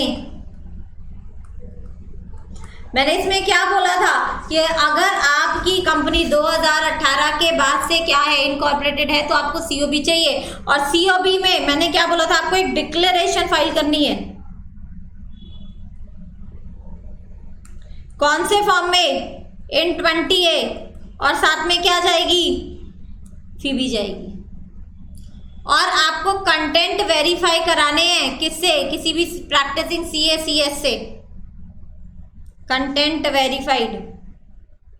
और ये किसको दे दोगे, ROC को। कंटेंट कौन वेरीफाई करेगा, कोई भी प्रैक्टिसिंग CA CS या CMA इसको वेरीफाई कर देगा। दूसरा मैंने क्या बोला था, आपको ये डिक्लेरेशन कितने दिन में देनी है, 180 डेज में देनी है, 180 डेज ऑफ इनकॉर्पोरेशन। और डिक्लेरेशन में लिखना क्या है कि भैया सब्सक्राइबर्स ने अपने शेयर्स पे पैसा दे दिया है। ठीक है, ये मैंने तुम्हें डिक्टेट कराया था क्लास में। दूसरा देखो, अपना रजिस्टर्ड ऑफिस फाइल करोगे। कौन सा INC है, अभी पढ़ा है तुमने, 22। और ये दोनों फॉर्मेलिटीज पूरा होने के बाद ही कंपनी क्या कर सकती है, अपना बिजनेस कमेंस कर सकती है, अपना व्यापार शुरू कर सकती है। और ये चारों स्टेजेस थी हमारी। पहली स्टेज कौन सी थी हमारी, पहली स्टेज थी हमारी प्रमोशन की। प्रमोटर की डेफिनेशन कौन से क्लास में, सेक्शन 2 क्लॉज 69 में पढ़ा। दूसरी स्टेज क्या थी, इनकॉर्पोरेशन। नेम किस में रिजर्व कराना है, स्पाइस प्लस में रिजर्व कराना है। पुरानी कंपनी के लिए रन अभी भी चल रहा है, लेकिन नई कंपनी को तो नाम किस में लेना पड़ेगा, स्पाइस प्लस में लेना ही पड़ेगा। उसके साथ आपको बाकी डॉक्यूमेंट्स भी फाइल करने हैं। जब इनकॉर्पोरेशन हो गया तो क्या मिल जाएगा, सर्टिफिकेट ऑफ इनकॉर्पोरेशन। सेक्शन कौन सा, सेक्शन 9। सिन नंबर मिलेगा 21 डिजिट का। और आपका ये सर्टिफिकेट जो है ये क्या होगा, कंक्लूसिव एविडेंस। इसमें हमने 2 केसेस पढ़े, पहला कौन सा, मूसा वर्सेस इब्राहिम, और दूसरा कौन सा, Jubilee cotton mills versus Louis. तीसरी स्टेज हमारी क्या होगी, हमारी फ्लोटेशन की होगी, जिसमें हम कैपिटल रेज करेंगे। और चौथी हमारी कौन सी होगी, कमेंसमेंट ऑफ बिजनेस। कौन सा सेक्शन, सेक्शन 10A। 2 चीजें करनी है, डिक्लेरेशन फाइल करनी है और अपना रजिस्टर्ड ऑफिस आपको फाइल करना है। Then you can start your business. This is all about the incorporation. हाँ जी, क्लियर है ये चीज, आगे चलते हैं, चलो। नेक्स्ट आपका क्या आता है, memorandum of association, MOA section 2 clause 56. It means memorandum of association of a company as originally frame or altered from time to time. MOA change भी तो किया होगा तुमने कितनी बार, है ना. तो जो तुमने MOA ओरिजिनली बनाया या फिर तुम उसके बाद जो भी अमेंड करते चले गए, जो तुम्हारा आज का MOA है उसे हम क्या बोलेंगे, उसे हम MOA बोलेंगे. मीनिंग क्या है, it defines and confines the powers. Company क्या कर सकती है और क्या नहीं कर सकती है. देखो, it contains the objects for which company is formed. It confines the powers of the company. Anything done beyond these powers will be ultra vires. और अल्ट्रा वायरस एक्ट्स क्या होते हैं, वॉइड होते हैं. सारे शेयर होल्डर्स मिलकर भी इसे रेटिफाई नहीं कर सकते हैं. ये हमने अल्ट्रा वायरस में पढ़ा था. फिर हमने फॉर्म ऑफ मेमोरेंडम पढ़े कि भैया आपको सेम फॉर्मेट चाहिए आप ले लो. टेबल ए किसके लिए, company limited by shares. Table B किसके लिए, by guarantee not having share capital. C किसके लिए, by guarantee having share capital. D किसके लिए, unlimited company not having share capital. और ई किसके लिए, unlimited company having share capital. ये 5 टेबल्स मैंने तुम्हें क्लास में बड़े अच्छे से याद करवाए थे, ABCDE. पहले कौन सी आ गई, शेयर्स वाली. फिर ये दोनों कौन सी आ गई, गारंटी वाली कंपनी. गारंटी में पहले नॉट हैविंग और दूसरी वाली कौन सी, हैविंग. फिर ये दोनों कौन सी आ गई आपकी, अनलिमिटेड कंपनी. अनलिमिटेड में भी पहले नॉट हैविंग शेयर कैपिटल और फिर कौन सी, हैविंग शेयर कैपिटल. ठीक है जी, ये तो आपके फॉर्म्स हो गए. अब मेमोरेंडम बनेगा कैसे, प्रिंटिंग होगी, पैराग्राफ्स में होंगे, कंसेक्यूटिवली नंबर्ड होगा और सब्सक्राइबर्स इसे क्या करेंगे, इसको साइन करेंगे. और हर सब्सक्राइबर का एड्रेस, ऑक्यूपेशन और सिग्नेचर होगा. और एक क्या होगा इसमें, विटनेस होगा. मैंने तुम्हें पेज भी बना के दिखाया था मेमोरेंडम का. ठीक है. अब मेमोरेंडम्स के हमने क्या पढ़े, क्लॉजेस पढ़े, या इसे हम क्या बोलते हैं, कंटेंट्स भी बोल सकते हैं, हम इसे कंडीशंस भी बोल सकते हैं कि कितने clauses, name clause, registered clause, ये सारे क्लॉजेस. एक एक करके सारे क्लॉजेस देखते हैं. सबसे पहले देखते हैं नेम क्लॉज. 4(1) अपना नाम होना चाहिए, मस्ट हैव ओन नेम. ठीक है. लास्ट वर्ड पीछे प्राइवेट या पब्लिक लगाओगे आप, जो भी है.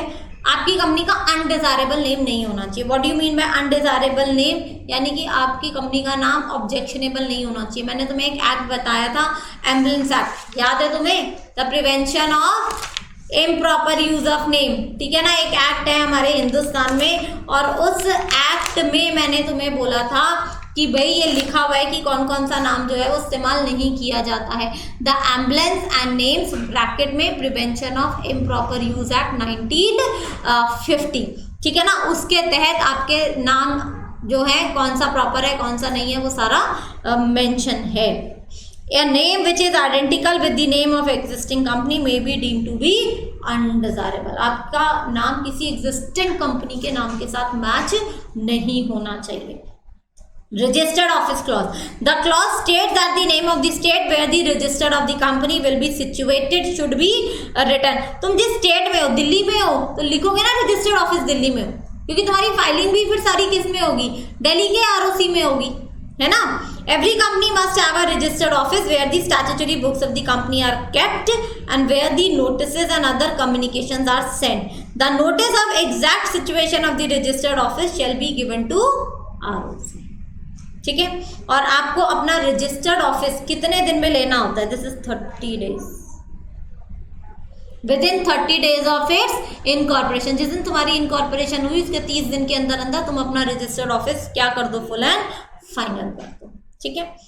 तीसरा क्लॉज, यानी कि आपकी ये मेमोरेंडम कितने हिस्सों में डिवाइडेड है. मेमोरेंडम में सबसे पहले नेम क्लॉज आ गया. फिर आपका क्या हो गया भैया, सबसे पहले किसी से मिलते हो तो अपना नाम बताते हो, फिर उसके बाद अपना एड्रेस बताते हो कि रहते कहाँ, तो कंपनी का भी वही बता रहे हैं. तीसरा क्लॉज ऑब्जेक्ट क्लॉज. तीसरी चीज क्या बताते हो कि तुम करते क्या, तो कंपनी क्या करेगी.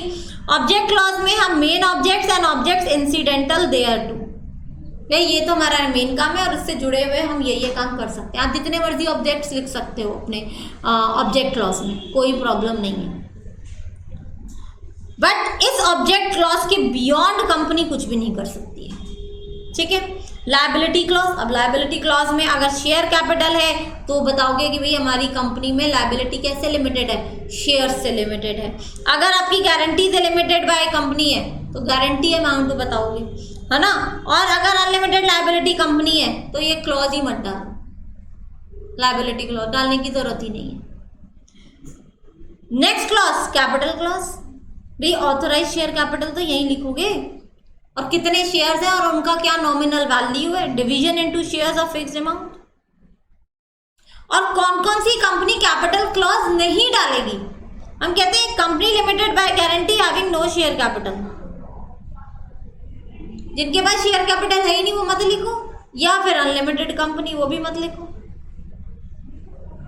ठीक है, ऑप्शनल है, लिखना है लिख दो, नहीं लिखना मत लिखो।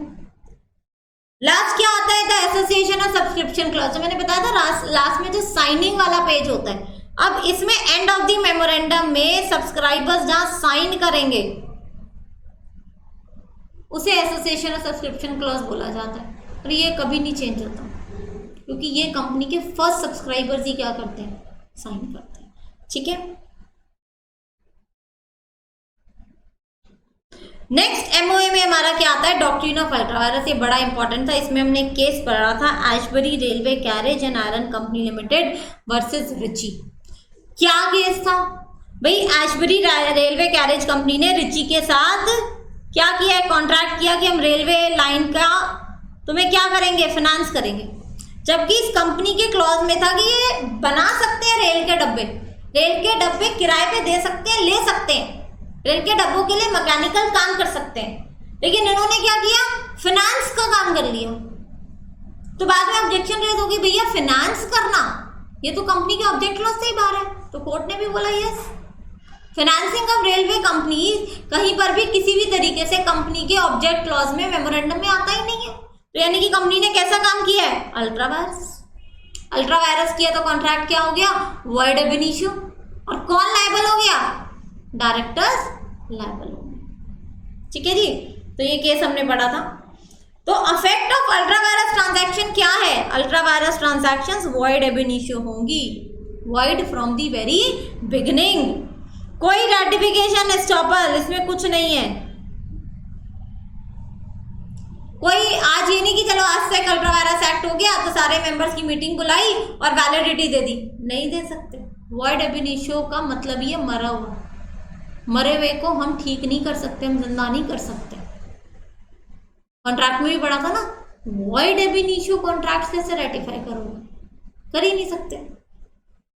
इंजंक्शन बिफोर एक्शन, यहाँ पर मैंने क्या बताया था कि भाई अगर किसी मेंबर को पता चल जाता है कि कंपनी जो है एक अल्ट्रावायरस एक्ट करने जा रही है, तो पहली कोर्ट के पास जाके स्टे ऑर्डर ले आओ ना कि भैया कंपनी को रोक दो ये काम करने से। Next personal liability of directors, obviously company तो लायबल है नहीं, है ना, तो किसका गला पकड़ लेंगे हम डायरेक्टर्स का गला पकड़ लेंगे, भैया तुम आ जाओ, तुमने क्यों किया अल्ट्रावायरस काम, ठीक है। नेक्स्ट देखो, एक्विजिशन ऑफ प्रॉपर्टी और एसेट एट इज अल्ट्रावायरस, अगर किसी अल्ट्रावायरस एक्ट में ट्रांजैक्शन में कंपनी के पास कोई प्रॉपर्टी कंपनी ने ली है, तो उस प्रॉपर्टी में पैसा तो कंपनी का ही लगा है, तो उस प्रॉपर्टी को तो कंपनी संभाल के रखेगी ना, एक्वायर तो करेगी ना, ये थोड़ा ना कि हम ये कहेंगे कि अल्ट्रावायरस ट्रांजैक्शन होगी तो भैया प्रॉपर्टी में आग लगा दो, तो ठीक है। चलो अब इसमें अल्ट्रावायरस दी डायरेक्शन, तीन टर्म्स हमने पढ़ी थी, अल्ट्रावायरस दी डायरेक्टर्स। अल्ट्रावायरस दी डायरेक्टर्स का क्या मतलब है, जब डायरेक्टर्स अपनी पावर से बाहर का काम करते हैं तो हम उसे अल्ट्रावायरस दी डायरेक्टर्स कहते हैं, और इसे हम क्या कर सकते हैं, रेटिफाई कर सकते हैं। रेटिफाई मतलब बाद में शेयर होल्डर्स की मीटिंग बुलाओ और बैकडेट से वैलिडिटी दे दो डायरेक्टर ने जो भी काम किया है, ठीक है। Ultra vires he article of association से बाहर का कोई काम किया, इसे भी रेटिफाई कर सकते हो तुम, बट अल्ट्रावायरस दी कंपनी यानी कि अल्ट्रावायरस दी एमओए ये रेटिफाई नहीं होगा,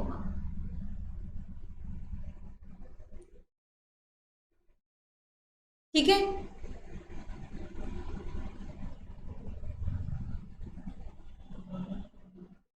ये कैन नॉट बी रेटिफाइड, तो ये चीज याद रखना। डायरेक्टर्स ने पावर से बाहर का काम किया, ठीक है भैया कोई बात नहीं, गलती होगी, मेंबर्स को बुलाओ वैलिडिटी दे दो। आर्टिकल ऑफ एसोसिएशन से बाहर का कुछ काम हो गया, कोई बात नहीं, मेंबर्स को बुलाओ वैलिडिटी दे दो। अल्ट्रा वायरस दी कंपनी, अल्ट्रा वायरस दी एमओए, ये रेटिफाई नहीं होगा, ठीक है। अब अल्ट्रा वायरस ट्रांजैक्शंस में थर्ड पार्टीज के क्या राइट है? सबसे पहले तो डायरेक्टर्स के ऊपर केस फाइल कर सकती हैं। भैया तुम्हें तो सब पता था, तुम आ जाओ जरा, तुमसे बात करेंगे हम।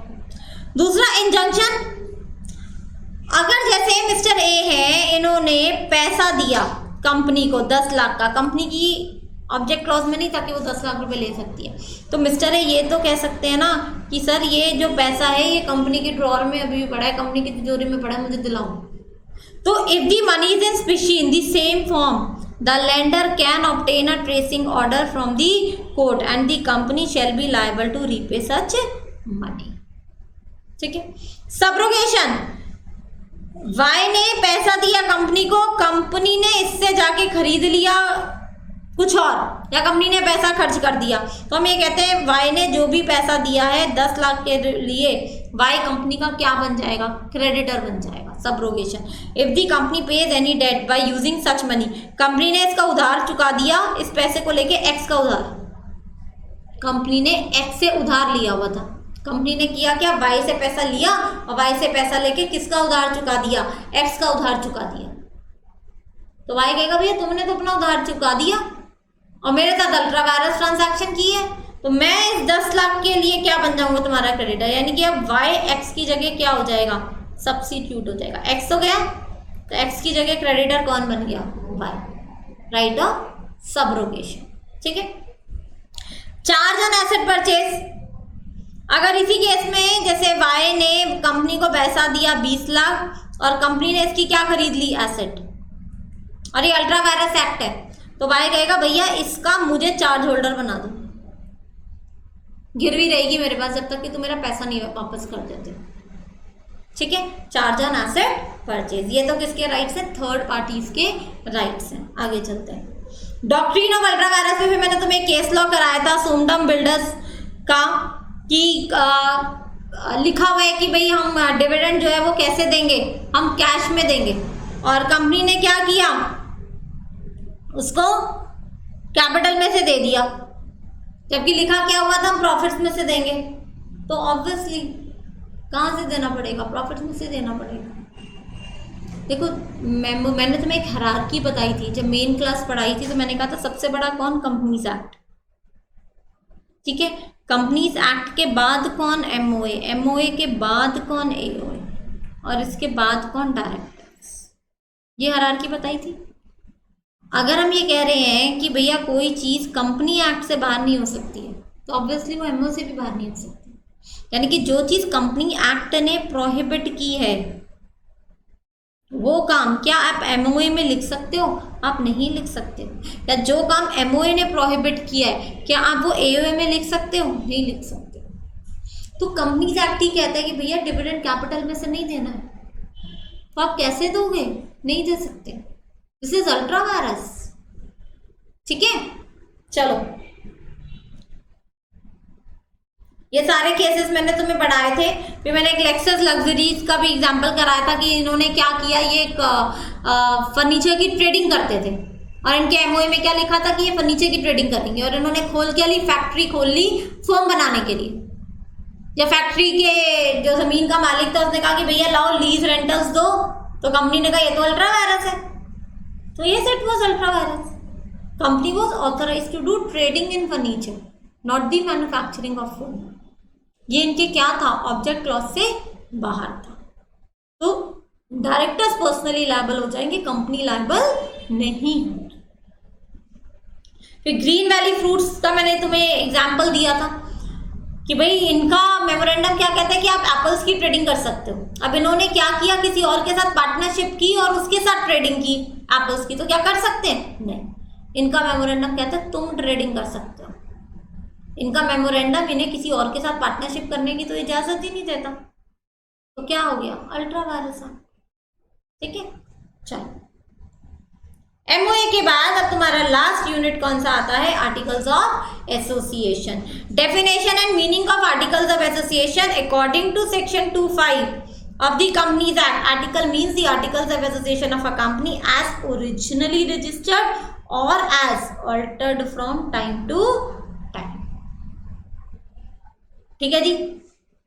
अब एमओए बताता है क्या करना है, एओए बताता है कैसे करना है। Memorandum tells us what to do and article of association tells us how to do, हमारी इंटरनल रूल्स एंड रेगुलेशन। ठीक है, तो AOA regulates the contractual relationship between the company and its members and among themselves. आपस में हम क्या करेंगे, कैसे काम करेंगे एक दूसरे के साथ, वो लिखा है किसमें, आर्टिकल ऑफ एसोसिएशन में। ठीक है,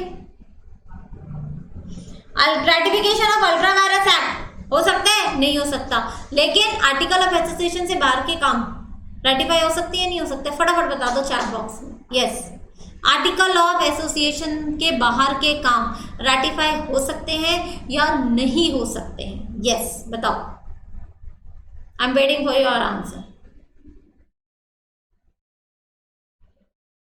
हाँ जी, बोलो फटाफट।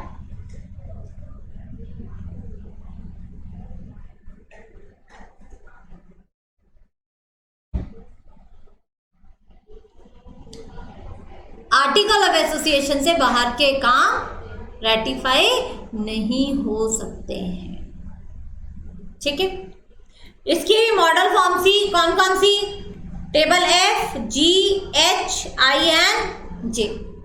एफ किसके लिए, सेम सीक्वेंस है, लिमिटेड बाय शेयर्स, ये दोनों गारंटी कैपिटल, लेकिन इसमें याद रखना अब ऊपर वाला हैविंग है, नीचे वाला नॉट हैविंग शेयर कैपिटल है। ये दोनों किसके लिए, अनलिमिटेड लायबिलिटी कंपनी के लिए। पहले कौन सा, हैविंग शेयर कैपिटल, और दूसरा कौन सा, नॉट हैविंग शेयर कैपिटल। तो A B C D E तक तो मेमोरेंडम हो गया, एफ जी एच आई जे तक कहाँ हो गया, आर्टिकल ऑफ एसोसिएशन हो गया। आगे चलते हैं, क्या आप आर्टिकल ऑफ एसोसिएशन को अमेंड कर सकते हो? हाँ, कभी भी स्पेशल रेजोल्यूशन पास करके कर सकते हो। स्पेशल रेजोल्यूशन क्या बताया था, सारे मेंबर्स को बुलाओ और 75% मेजॉरिटी से इसे क्या कर दो, पास कर दो। ठीक है, अब इसमें हमने दो डॉक्ट्रिन पढ़ी थी। पहली डॉक्ट्रिन क्या थी, डॉक्ट्रिन ऑफ कंस्ट्रक्टिव नोटिस।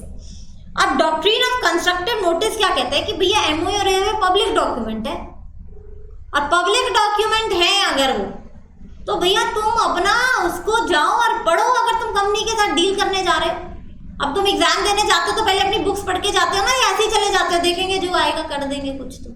तो यहाँ पे लॉ कहते हैं भैया एमओए और एओए में जो लिखा हुआ है ना, मान के चल रहे हैं कि तुम उसे पढ़ने के बाद कंपनी के साथ डील करने जा रहे हो, और तुम्हें सब कुछ पता है कि कंपनी क्या कर सकती है, क्या नहीं कर सकती, कैसे कर सकती है। ठीक है, तो डॉक्ट्रिन ऑफ कंस्ट्रक्टिव नोटिस तो किसके फेवर में है, कंपनी के फेवर में। अगर कोई व्यक्ति आता है कंपनी के साथ डील करता है और बाद में कुछ गड़बड़ होती है तो हम तो बाहर वाले को पकड़ लेंगे, हम कहेंगे भैया तुम क्यों नहीं पढ़ कर आए, होमवर्क करके क्यों नहीं आए तुम। इसमें हमने केस भी पढ़ा था, यहाँ पे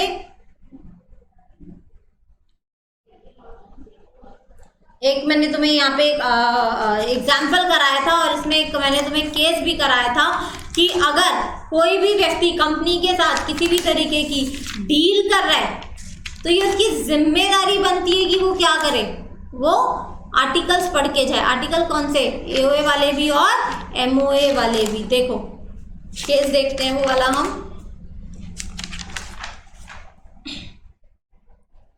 कोटला वेंकटा स्वामी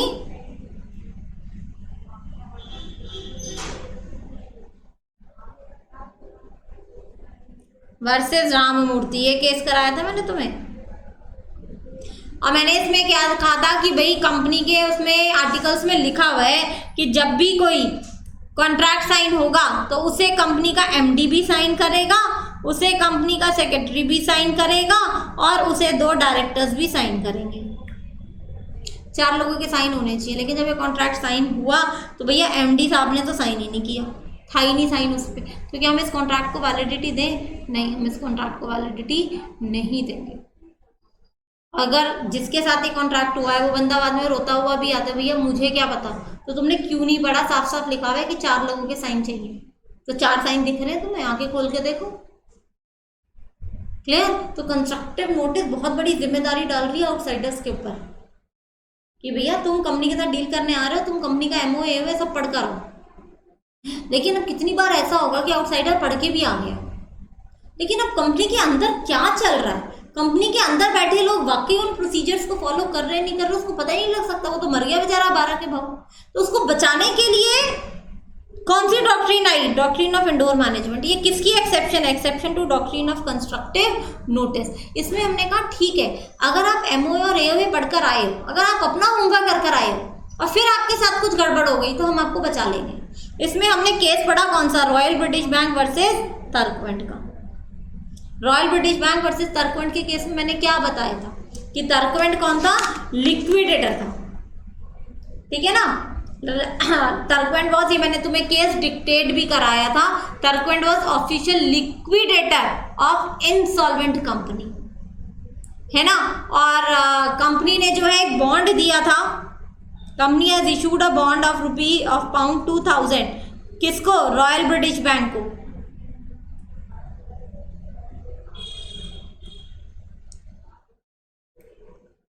अब ये आता है कि जब कंपनी वाइंडिंग अप में चली गई तो क्या रॉयल ब्रिटिश बैंक ये 2000 पाउंड रिकवर कर सकता है? जब बैंक ने अपने पैसे मांगे तो पता चला कि भैया ये जो बॉन्ड से ये जो है ये तो कंपनी को जिस तरीके से इशू करने चाहिए थे वैसे इशू करे ही नहीं है, ठीक है। मैंने इसमें देखो लाइन देखो पढ़ाई थी मैंने, company alleged that under article of association director only had power to borrow which should be authorised by resolution, resolution passed but did not specify how much the directors could borrow. यानी कि power थी तो सही कि आप bond से पैसा raise कर सकते हो, लेकिन कितना कर सकते हो ये तो बताया ही नहीं रेजोल्यूशन में। तो रॉयल ब्रिटिश बैंक ने कहा भैया हमें क्या पता ये क्या कर रहे हैं, हमने तो ये देख लिया कि कंपनी के पास पावर है बॉन्ड इशू करने के, उसमें उन्होंने रेजोल्यूशन पास करना है। अब इन्होंने रेजोल्यूशन अंदर क्या पास किया, क्या अमाउंट लिखा, उसमें क्या नहीं लिखा, हमें क्या पता। तो कोर्ट ने क्या बोला कि yes royal British bank can recover their money, वो अपना पैसा क्या कर सकते हैं? रिकवर कर सकते हैं। किस कारण से? By getting the benefit of doctrine of indoor management. इन्होंने एओए पढ़ा, इन्होंने एमओए पढ़ा, इन्होंने अपना होमवर्क किया, इन्होंने देख लिया हाँ भाई कंपनी के पास पावर है बॉन्ड्स इशू करने के, लेकिन उसके प्रोसीजर्स कंपनी के अंदर बैठे लोगों ने फॉलो किया नहीं फॉलो किया, ये कभी नहीं पता लगा सकते रॉयल ब्रिटिश बैंक वाले, इसलिए उनको हमने क्या दे दिया? बेनिफिट दे दिया, ठीक है। चलो अब इसकी एक्सेप्शंस भी है। अब हम एक्सेप्शंस देखो, तुम सिंपल सी बात है, हम डॉक्ट्रिन ऑफ इंडोर मैनेजमेंट का बेनिफिट लोगों को क्यों दे रहे? भैया वो बाहर वाले हैं, घर के अंदर क्या चल रहा है वो पता नहीं लगा सकते, लेकिन अगर वही घर वाले के साथ मिले हुए हैं, वही फ्रॉड कर रहे हैं आउटसाइडर्स, या वो आउटसाइडर अपना आर्टिकल ऑफ एसोसिएशन या एमओए पढ़कर ही नहीं आए, होमवर्क करके नहीं आए, या वो बाहर वाले नेग्लिजेंट है, तो क्या हम उन्हें डॉक्ट्रिन ऑफ इंडोर मैनेजमेंट का बेनिफिट दें? नहीं दे। वो हमारी क्या है? एक्सेप्शंस हैं। देखो पहली क्या था? Outsider has the knowledge of irregularity. भाई यहाँ पर डायरेक्टर्स ने कंपनी को कुछ उधार दिया, हॉवर्ड वर्सेस पोक एंड आइवनी कंपनी में, ठीक है ना। और डायरेक्टर्स को अच्छे से पता है कि भैया कंपनी जो है 1000 पाउंड तक ही बोरो कर सकती है, अगर इससे ज्यादा बोरो करना है तो उसे रेजोल्यूशन पास करना पड़ेगा। कंपनी ने कोई रेजोल्यूशन पास नहीं किया और डायरेक्टर ने पैसा दे दिया किसको? कंपनी को। कितना? 3000। अब डायरेक्टर ने पैसे वापस मांगे तो कंपनी ने कहा भैया ये तो हम तुम्हें देंगे ही नहीं, ये तो बियॉन्ड आर्टिकल्स है। तो अब यहाँ पर कोर्ट ने भी बोला भैया डायरेक्टर आउटसाइडर कहाँ से है? उसको तो सब पता है कि कंपनी में तो बैठा है अंदर कि कंपनी ने कौन सा रेजोल्यूशन पास किया नहीं किया, तो डायरेक्टर को सिर्फ 1000 पाउंड तक ही पैसा वापस मिलेगा, बाकी 2000 नहीं मिलेगा, because this outsider has the knowledge of irregularity. हम आपको वहां बचा रहे हैं जहाँ आप इनोसेंट हो, जहाँ आपको पता ही नहीं चल पाया, जहाँ आप पता ही नहीं लगा पाए, जहाँ आपको सब पता है, वहां पे थोड़ा ना आपको बेनिफिट देंगे, ठीक है। दूसरा देखो, नो नॉलेज ऑफ आर्टिकल। मैंने कहा ना आप अपना होमवर्क करके गए हो, आप आर्टिकल्स पढ़ के गए हो, तभी इस डॉक्ट्रिन का बेनिफिट मिलेगा। आप होमवर्क ही नहीं करके गए और फिर आप चिल्लाओ जी हमें इसका बेनिफिट दो, तो नहीं मिलेगा। इसमें हमने केस पढ़ा था, Rama Corporation versus Proved Tin and General Investment Company.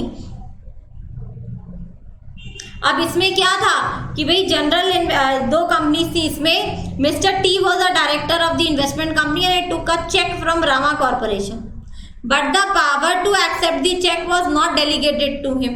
अब टी जो है वो इस इन्वेस्टमेंट कंपनी के डायरेक्टर है, रामा कॉर्पोरेशन से इन्होंने चेक लिया। अब लिखा था इस इन्वेस्टमेंट कंपनी के आर्टिकल में कि भाई पावर डेलीगेट की जा सकती है किसी डायरेक्टर को कि वो चेक ले ले, लेकिन रामा कॉर्पोरेशन ने कभी नहीं पढ़ा कि ऐसी कोई पावर है या नहीं है। लेकिन बाद में जब ये चेक अटक गया तब इन्होंने आर्टिकल्स उठाए, तो इन्होंने बाई चांस के लिए प्रोविजन मिल गया आर्टिकल्स में, अरे भैया पावर तो डेलीगेट हो सकती है। तो उन्होंने कहा नहीं नहीं पावर तो डेलीगेट हो सकती है, हमने तो सोचा कि पावर डेलीगेट की गई होगी। तो इन्वेस्टमेंट कंपनी ने बोला भैया पढ़े भी थे तुमने कभी आर्टिकल्स? जब चेक दिया उस समय आर्टिकल्स पढ़े थे? उस समय होमवर्क कर कर आए थे? तुमने पढ़ा होता तब तो तुमने अज्यूम किया होता कि हाँ भाई अपने डायरेक्टर को जो है ये पावर डेलीगेट की है।